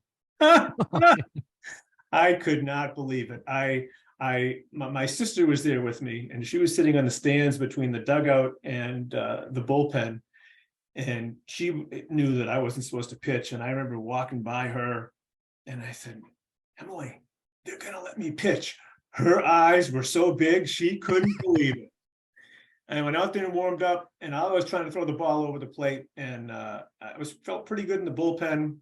But when I got out to the mound, I got a little nervous, and I walked the hitter. I was on a 3-2 count, and then I hit the next batter, and I got taken out. But that was my debut. What was going through your mindset as you're walking to the mound? I'd been playing baseball enough at that point. So I was 60. I've been playing for 15 years. I played in a number of championship games. I mean, adult baseball, and I did what the professionals do. Thought to myself, it's just another game. Just going to go out there, do my routine for warming up. One of the things I always do when I get to a new field, and I do this to this day, I'm a pitcher. I always go out to the mound when I get there, and I go stand on the mound and look at home plate to just remind myself it's still 60 feet 6 inches. It's the exact same field, the exact same game. And that's what I tried to do. But the interesting thing was, so I warmed up in the bullpen, and I had told the catcher out there, just hold your glove over the middle of the plate. I'm not doing anything but trying to throw strikes. And I was relaxed, and I was loose, and I was throwing strikes. And I came into the game, and the catcher, after I warmed up, the catcher came out to the mound, and I said to him, I just want to throw strikes. What I forgot to tell him was, keep your glove over the middle of the plate. Now, I don't know how much experience he thought I had. I threw a fastball over the middle of the plate for the first pitch. The guy crushed it down the right field line. And I just looked at it, and I said, strike one. Mm-hmm. So I think I fell behind. Then what happened was the catcher moved his glove. He moved his glove. The guy was a lefty, and he put it down underneath his bat. And for some reason, my brain just froze. I said, oh my God, he's giving me a target that's not over the middle of the plate. And it kind of got me out of sync. So I fell behind 3-1. I got a swinging strike 2, but then I walked him on the last pitch. I mean, what an incredible experience. Are you the oldest player to ever play in independent league or any minor league that you know of, or is anybody? You can't extract baseball references, statistical information for minor leaguers. I think I might be one of the older minor league pitchers in baseball history. Now, not the oldest by far. I mean, Bill Lee, he's still pitching, and he's 74. Red Sox lefty. there's plenty of guys who are older that have pitched, but there's not a lot. So You have to be one. That's incredible. I mean, to live out your dream like that, how many people get to do that? well, I mean, one of my goals for 2023 is actually, so the end of the story is, so I walked a guy, hit a guy, reliever came in, we got a forced play at second, runners at first and third, and the runner scored on a sac fly. That's my run. I have an infinity ERA. My vision for 2023, and I'm trying to get in touch again with the Pecos League. I would love to come back and get my ERA down below infinity. I love that. That is a great story. I mean, that is I've never heard a story like that before. That is truly awesome. And again, go on. I'm sorry.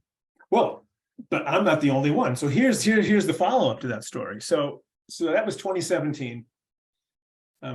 We're at work. When the first thing you do in the old days, you go to work, pick up your voicemail each morning. So I get into my office one morning, sometime in that fall, because the story ended up getting a little bit of play in the local press. I ended up getting interviewed for Only a Game, Bill Littlefield's NPR show on sports that it was nationally syndicated for many years. And I go to my voicemail, and usually, just vendors are calling, or a parent is calling, or a principal is calling. And I go, "Hey, Evan, my name is John Cho, and I did the same thing you did. I played for a minor league team. I think we should form a club. Can you call me at this number?" Like, what? I mean, I didn't know there were other guys that did this. So I called John back, and I explained to him what he said. "Evan, there's another guy that did this. So what I think we should do is we should form a club of guys who love baseball so much that we will celebrate it by forming a club." And we actually did it. We formed the Moonlight Graham Society.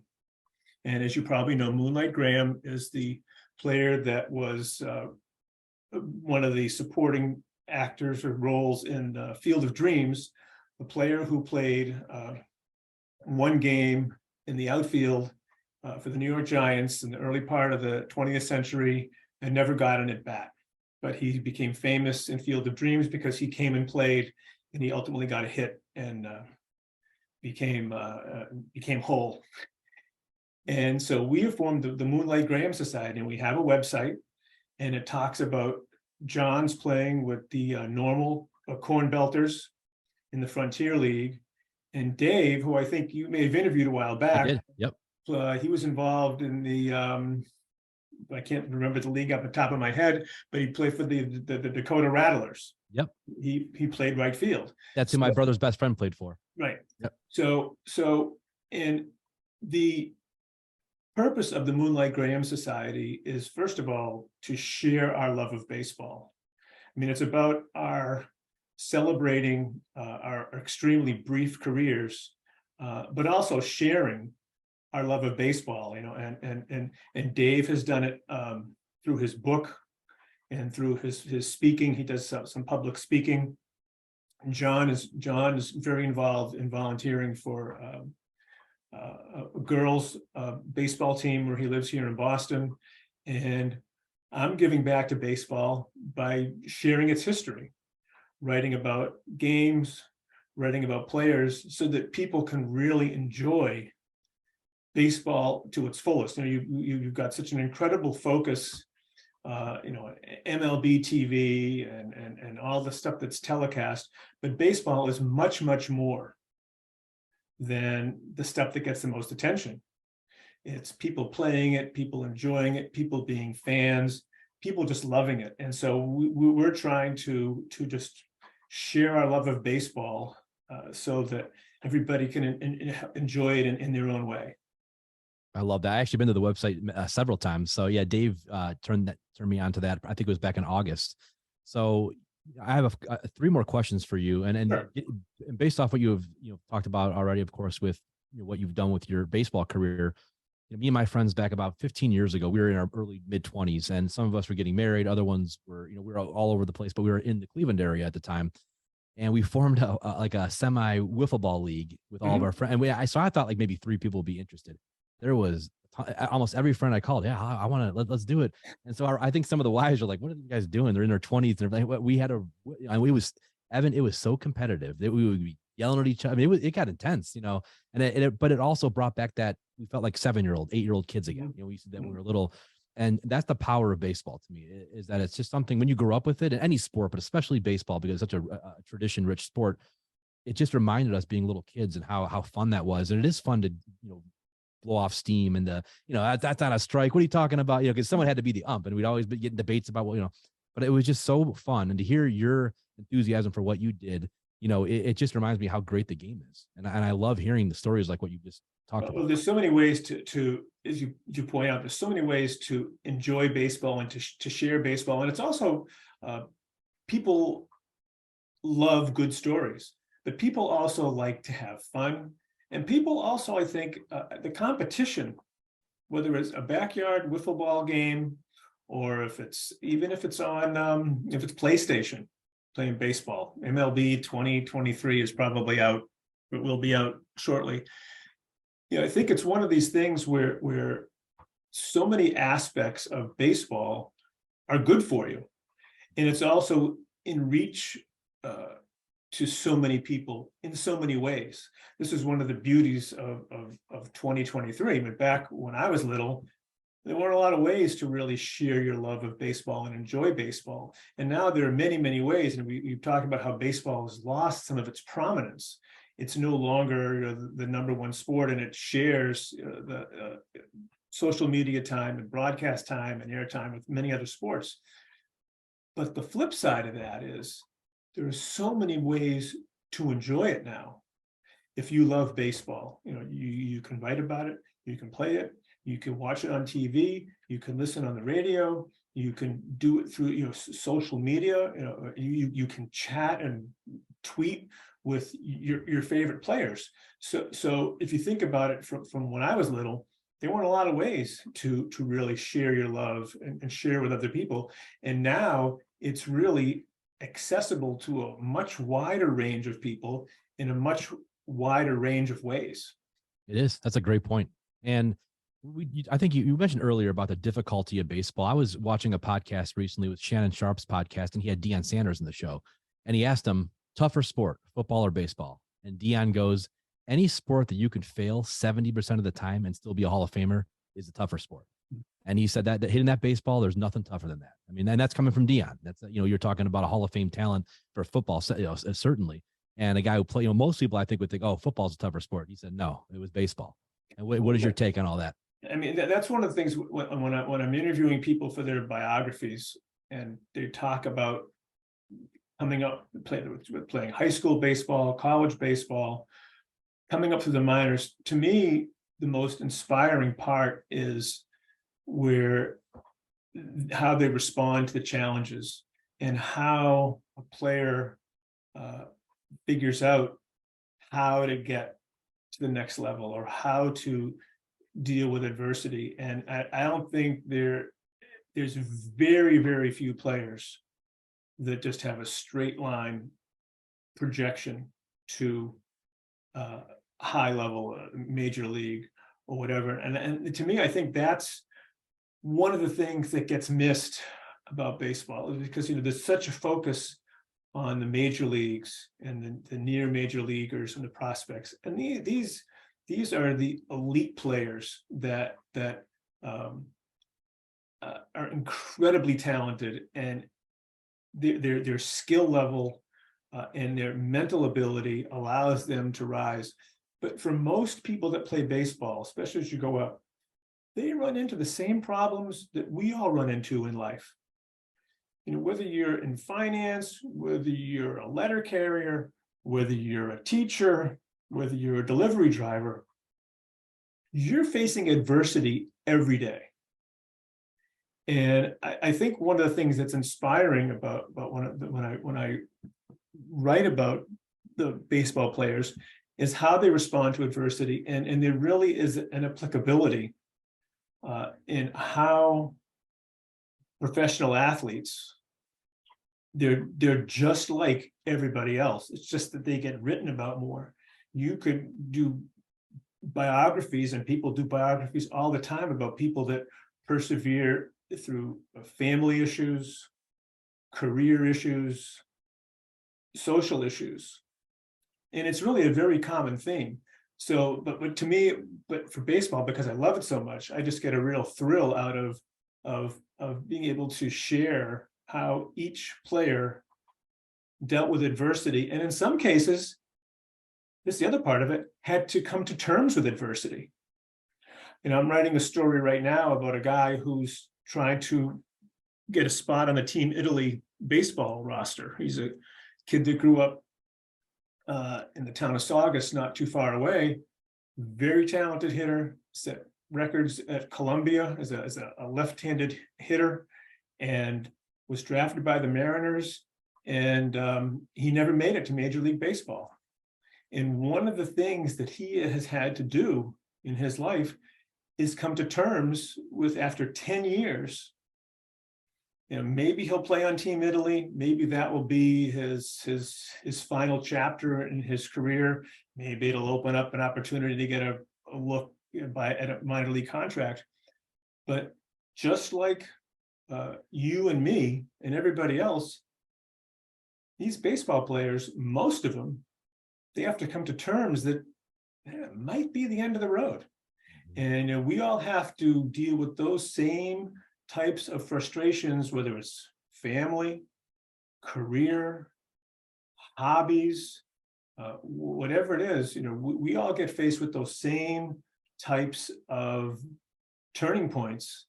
And baseball players, most of them, they have the same struggles as everybody else. It just gets written about a little bit more. Yeah, that is so true. So true. The ups and downs in life, and nobody's without challenges and without obstacles. I don't care where you come from. It's some have it tougher than others, of course. But I mean, in general, we all have our obstacles in life. And like you said, that's a great point. I think, and the personal side of it for the baseball player, like not only trying to make in the minors, trying to make a major league roster, but then have to deal with all the personal side, like you were talking about, whether it's a family or whatever it might be. That's a lot to juggle. So, I mean, talk about having to have the right mindset every day and being an emotional, you have to really be able to control your emotions and know, when to turn it on and when not to. Well, here's another thought about baseball players. And I haven't actually asked this question. I have a fairly small professional baseball network, and I haven't asked this question yet. But, a lot of times there's a lot of commentary that says, baseball needs to do a better job promoting its players. The players need to be more available and accessible on social media and really sell the game. Now, part of it's personality driven. I mean, you're not going to ask someone who doesn't have the personality for it, isn't going to do it. But the other thing about baseball, compared to football or basketball or hockey or soccer, it's a daily sport. True. And that places a whole different set of demands on those athletes. And you've heard it also. I'm sure you follow sports. You listen to enough baseball people talk, you'll hear them say, I never went to sleep at night not worrying about my job. Mm-hmm. And so if you think about it, because of the competition that they're facing, whether in the minor leagues or in the majors, they have to do it every single day. And I think that's a very different environment. Football players are playing once a week. Some weeks are shorter or longer than others. Basketball and hockey, there's more downtime in those sports. And I think that creates more opportunities. I think that the demands on baseball players, they're basically, if you're a professional baseball player, starting February, and now the minor league season goes to the end of September. February to the end of September, you're basically on the job every day. Yep. And I think that's a little bit of an impediment to the vision that some people have, because these guys have a much greater workload than I think a lot of other professional athletes. That is an excellent point. Yes, I never even thought of it that way. You're right. And because I mean, even I'm one of those guys who complains about baseball not promoting themselves. I always say, I love the game so much. I want the younger generation to get into it. But I never looked at it from that viewpoint of these guys don't have as much time. You can't, I mean, it's literally every single day. You might have a day off a week, maybe. Right. And if that, or they'll sit you for maybe once every 10 games. But, I look at a guy like Jose Ramirez on the Guardians, and one of the best players in baseball, and just so consistent almost every game. And to do that for 6 straight months, and then the playoffs on top of that, and he comes through with some big hits in the playoffs. It's just, I can't imagine him. I mean, he's very cool and calm, and kind of reminds me of Manny Ramirez. It's very calm and just does his thing. But you have to, I mean, and to perform at that high level for that long, and like you said, going to bed worrying, what if I'm on a, 1 for 20 streak or what? I mean, that for me, I don't know if I could do that. Mentally it'd be draining. But for those guys, not only the talent level, Evan, but the emotional baggage that comes with that, and have to carry that for a month after, if you're having a bad month, and when am I gonna break out of this streak, or this bad streak? Yeah, I think the salaries these days takes a little bit of the sting out of it. If you play, and thankfully minor leaguers are going to be having a contract next year, and they're finally getting minor league salaries and working conditions to be better. I mean, if you think about this, think about baseball as an industry, and any other industry. If you think about the players in the minor leaguers as being management trainees, you're in a big company and you got a bunch of people over here who you're trying to train to take on positions of responsibility. What company would ever treat its minor leaguers as, I think they're management trainees? They're sleeping 2 or 3, 4 to a room. They don't have enough money to eat. They have lousy transportation. They have ridiculous schedules. Finally, baseball is understanding these are our management trainees. We need to invest in these guys. We need to pay them good salaries. We need to give them a comfortable place to live. It's amazing. It's amazing that it has taken till probably 2019, 2020, 2021 for Major League Baseball to really understand that it needs to be investing in its management trainees, not making it some war of attrition. I mean, it's the future of the game. And especially with some of the contracts you're seeing in the last 15, 20 years in baseball. I mean, the mega contracts we're seeing they're unheard of. You've never seen anything like it before. And it's like knowing the struggles of those minor league players, the guys I've interviewed. I mean, they're telling me they would ramen noodles all the time. It was what you would think of being in college, really. And I mean, some of the salaries they told me they made, I like, wow, how did you support yourself? And they go, you just do what you have to do to get by. There was no, there's not much more than that. For the love of the game, literally for the love of the game. It was not, you weren't getting paid anything. Yeah, the fellow that I interviewed played in 2012 single A baseball. He got his first biweekly paycheck. It was for $204, and he went up to the front office to tell him, I think he thought they made a mistake. He said, "No, this is the minor leagues. $200 for 2 weeks work, take home pay." That was 2012. Those days are over, thankfully. I mean, that's just, I can't even imagine that. That's insane to me. And I know there's a segment of people out that would say, well, you're the one that's committing to that, you're taking that risk. But like you said, if you're a company and you're a Fortune 500 company, let's say, and you're trying to train a certain amount of employees, and some of them are going to eventually be a manager, are you going to treat them like that when they first come into your company? I mean, they would be gone, and especially nowadays where there's a lot of jobs available, they'd be gone in 10 days. Right. So, but I think it's this is one of these things that just over time, I think this is again one of the benefits of living in the age that we live in because of social media. There's ways to publicize things that don't look right, don't feel right. Sometimes it resonates, sometimes it doesn't, sometimes it takes time. But you're right. There's real backlash now with things like that. I mean, when things are public, I mean, especially with other people, I'm running social media, what people's social media like I do. I can tell you there's a real backlash out there for various organizations that don't do things a certain way. And nowadays it's very publicized, and they don't want that backlash. So even though they might not want to do whatever it is, they're almost forced to in some ways, which that you said, that's the beauty of social media. I know there's a lot of negative to it, but there is, a beauty of showcasing some of the ugly that's going on and putting it out there and saying, hey, this is not right. How do we change it? So, a couple more questions. I want to talk about your coaching career and the state championship. I got to hear about this. So run us through the state championship and how you got into this. All right. So I retired in 2018, and, I love baseball. So I started asking around a little bit about coaching, and one of the places I worked out, the baseball facilities nearby, the coach runs the facility. He's the baseball coach at Manchester Essex High School. It's a small high school north of Boston. And said, "Oh, you want to coach? We'd be happy to have you." Now, I was 65 at the time. This fella, his name is B.J. Weed. He's a teacher at Manchester Essex High School. He's a former professional, played with the California Angels. Wow. He really knows baseball. One of the other coaches was a guy who at the time has been coaching for 57 years. He's in his 70s. And a third coach was a really good player at the University of Lowell, and he's been coaching for 30 years. And I'm thinking, what am I going to contribute to this? But and I sort of carved out my own role, being a pitcher, and I also listen to MLB radio a lot. I read a lot of baseball books. I watch MLB Network on TV. I thought there's probably enough that I know, and also I way back before I wanted to be a newspaper reporter, I wanted to be a teacher. And I worked in public schools for 20 years. So I spent a lot of my time, my office was in buildings with children. So I know how to relate to teenagers. So I figured I'd be able to relate to these high school players. And I started working with Charlie. He was the guy in his 70s with over 50 years experience. I said, I'll help him with the pitching. I've played outfield.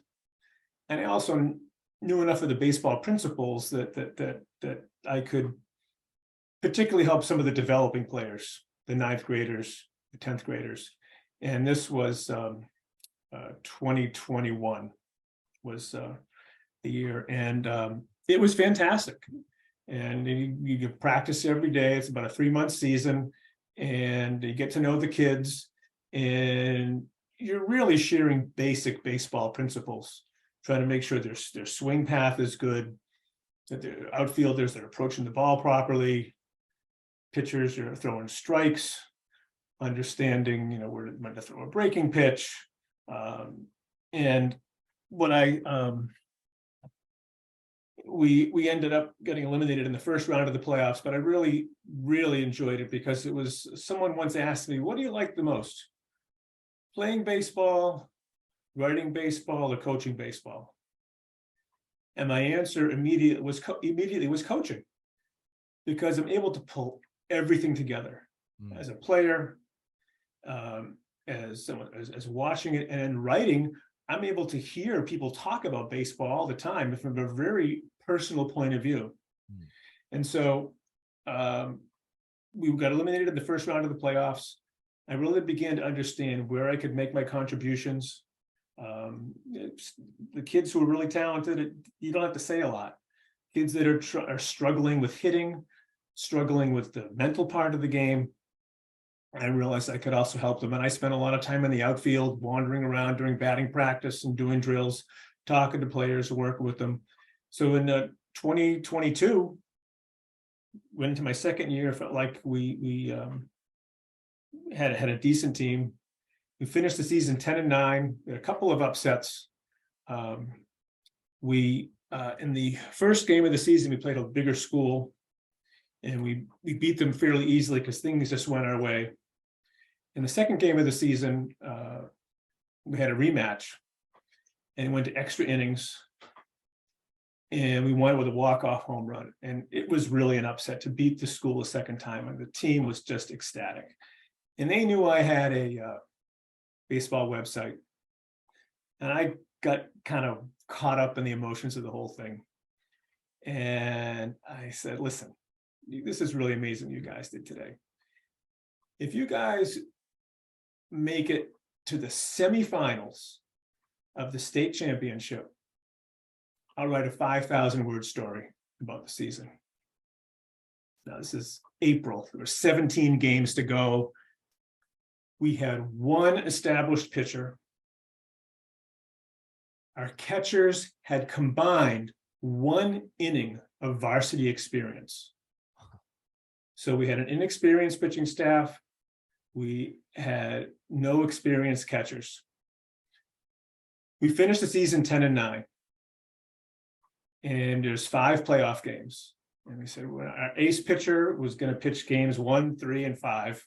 We made it that far. And we had another really good pitcher was going to start games 2 and 4. We won the first game. The second game, we were down by 4 runs in the bottom of the last inning. We were down to our last strike at one point. Guy earned a walk. It turned out we won a walk-off win on game 2 for the playoffs. Game 3 of the playoffs, our ace pitcher pitched a no-hitter. Wow. The the quarterfinals, we won another walk-off game. And we had our ace pitcher go in the last game, and we won a 2-0 shutout to win the state championship. God. So I had to start writing. So winning the state championship, Evan, what was that like? I mean, It was unbelievable.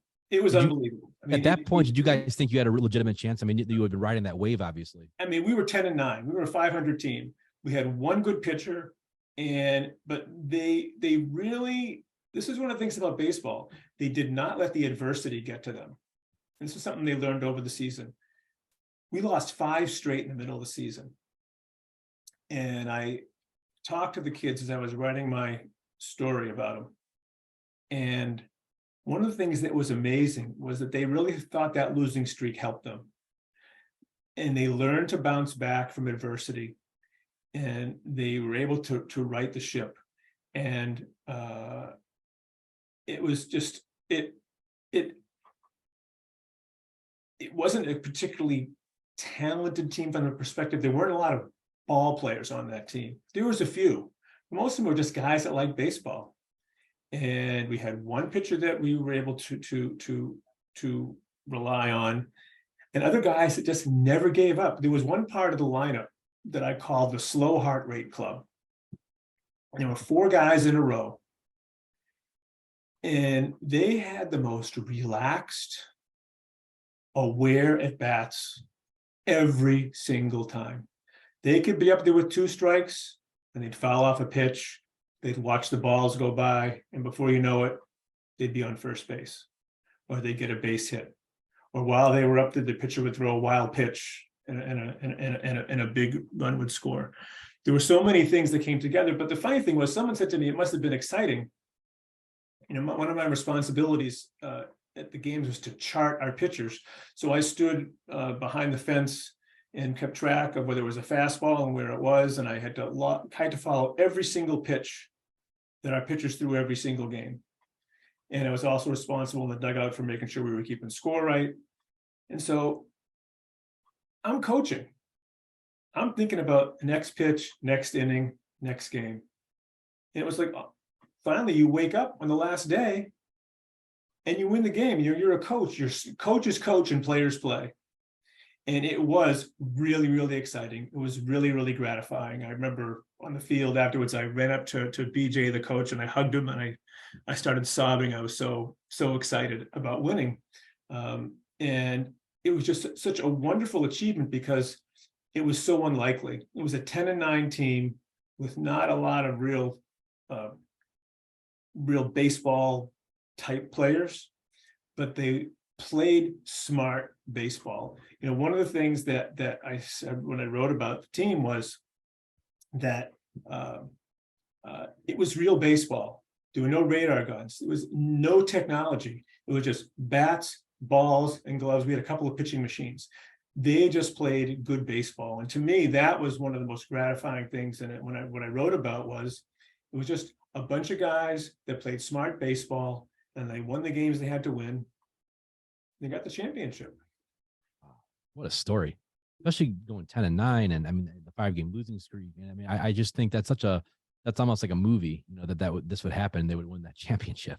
Well, to tell you the funny thing is, when I broke my hand during the season, and I started when I was playing, and I couldn't type with more than one hand from May until the middle of July. But I started writing the story, and ultimately one of the players ended up counting the words. I promised him 5,000 words. He said it ended up being 16,000 words. Wow. Yeah. Where, But it where has a could lot of pictures too. and where can we find this at?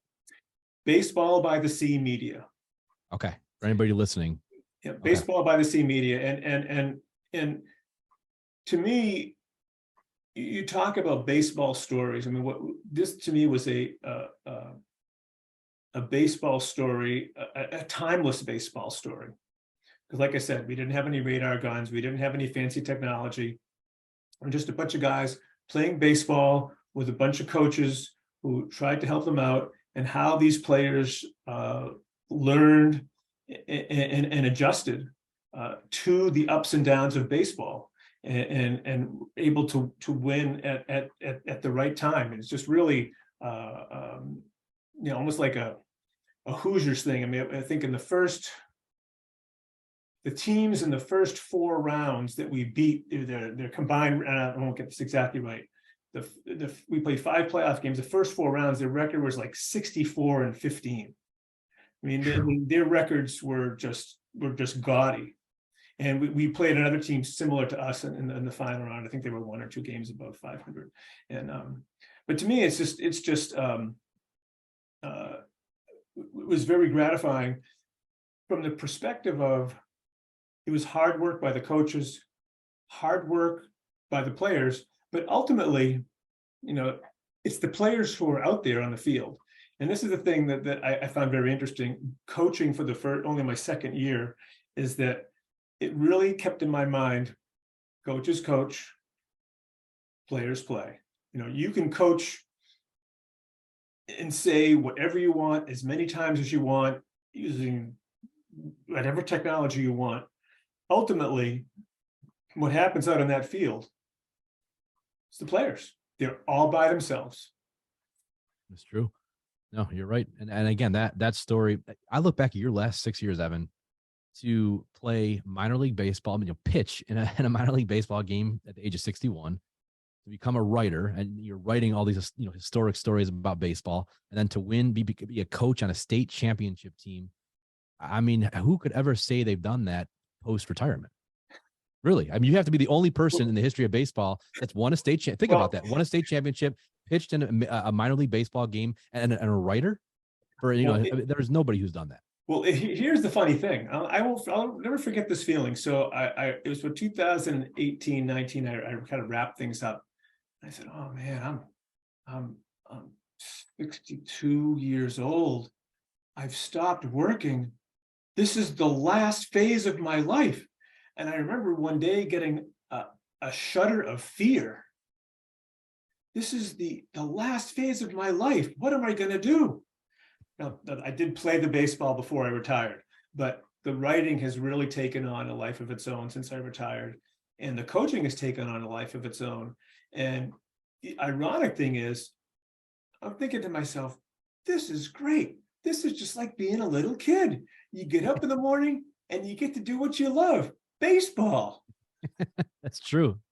I mean, you really do have to be the only person, it means post 60 to ever, you have to be. I can't imagine anybody else has pitched in a minor league game, won a state championship as a coach, and has written, for his historical society for baseball. There's no way. You have to be the only person in the history of that. Think about that for a second. That's pretty impressive. I'll take that 3-headed Mount Rushmore tribute there. I was going to say, I might have to write a story about you, because I was thinking about it as you were talking about all this. I'm like, he has to be the only guy in the history of America that's done this with baseball. There's no one else who has done that.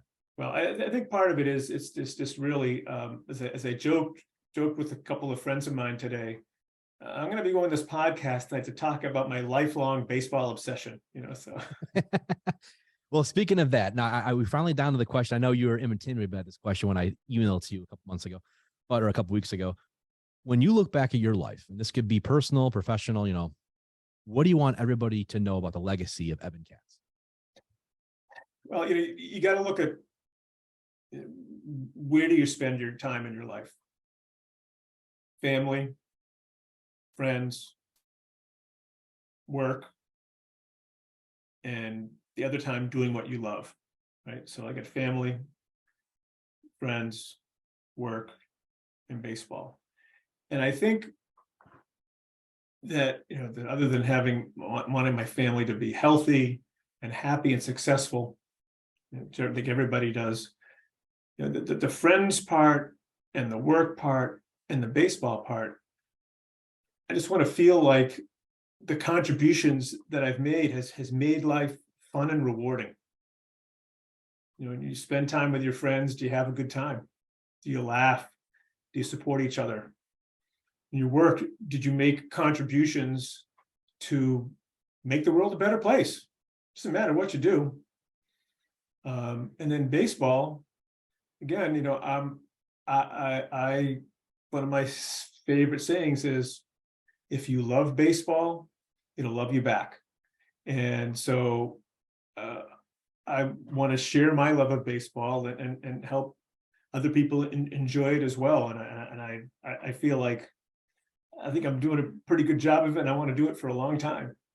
You absolutely are. And again, like I want to thank you for coming on, but I look back at the history of what you've done with baseball and like just the childhood love of it and just being at the 75 World Series. I mean, you yourself, it's funny that you're a writer and that you write about other people's stories, because your story itself is something that should be written about, because there's not many people who have your history with baseball, and especially as someone who never played professional baseball or even played high school baseball, to have that history, you have to be the only person that's ever done what you've done without that history. I mean, and without even playing high school baseball. Think about that.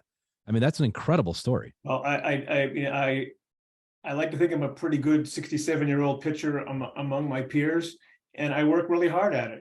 Right now I'm getting ready to go to a couple of baseball tournaments in Florida. I'm working out 3 times a week, taking hitting lessons, and trying to. And I like to hang out with, talk to high school and college pitchers to pick their brain, and high school players and college players to just learn. Every time I talk to someone about baseball, I think I'm learning something about baseball. And I could just tell, you could just see your enthusiasm anytime you talk. I mean, just talking to you for the last couple of hours, I can see it. And that you can't fake that. Either you have it or you don't. So that love, that passion, and I know what that's like just with me, with my podcast or anything that I'm passionate about, you can just see it. You can't fake that. So I think anybody watching this who's the baseball, fan, which there's a lot of them, that's something you can't fake that. And I think your story is one of the more unique stories I've ever had on. And I've had all types of people on here, people made it real big in some of their sport. This is one of the more unique stories I've ever had, on a podcast before. So this is something that I didn't even expect some of this. So you're telling me, I'm like, wow, this is really interesting. I mean, this is some cool stuff. So I want to thank you for coming on the show and spending a couple hours with me tonight. And again, your story is absolutely fascinating. I can't wait for my audience to hear this, because I have a lot of older baseball fans who love this kind of stuff, and a lot of the minor league guys, and they're going to really, really dig this podcast.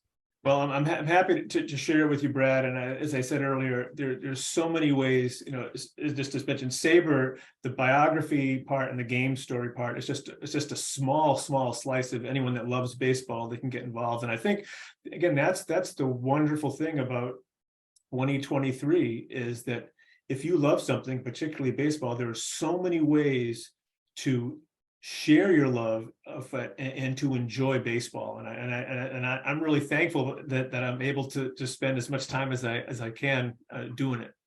Well, I love hearing your story, and again, just the passion that you have, and there's so many interesting memories and everything you tied together with this. Your life story with baseball is just incredible to me. And the fact that you're still doing it, I mean, you're in the middle of baseball still. So it's something to be very proud of. If I was you, I'd look back and be like, wow, this is what a history I have. I mean, really, not many people have that history. Well, I'm glad that you're interested enough to ask me about it, and I really appreciate your time and an opportunity to also to reflect. I don't get a chance to talk about it like this very often, and you've been great to ask the good questions that you have and to take such an interest in it for me.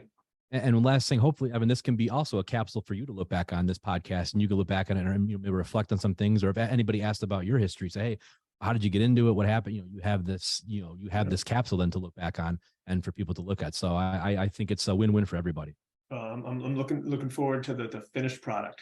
Well, I appreciate it. Again, thank you for coming on, Evan. Much appreciated. Okay. And we'll definitely be in touch soon. Okay, great. Thank you very much. Yeah. Okay. Take care. Okay. Bye-bye.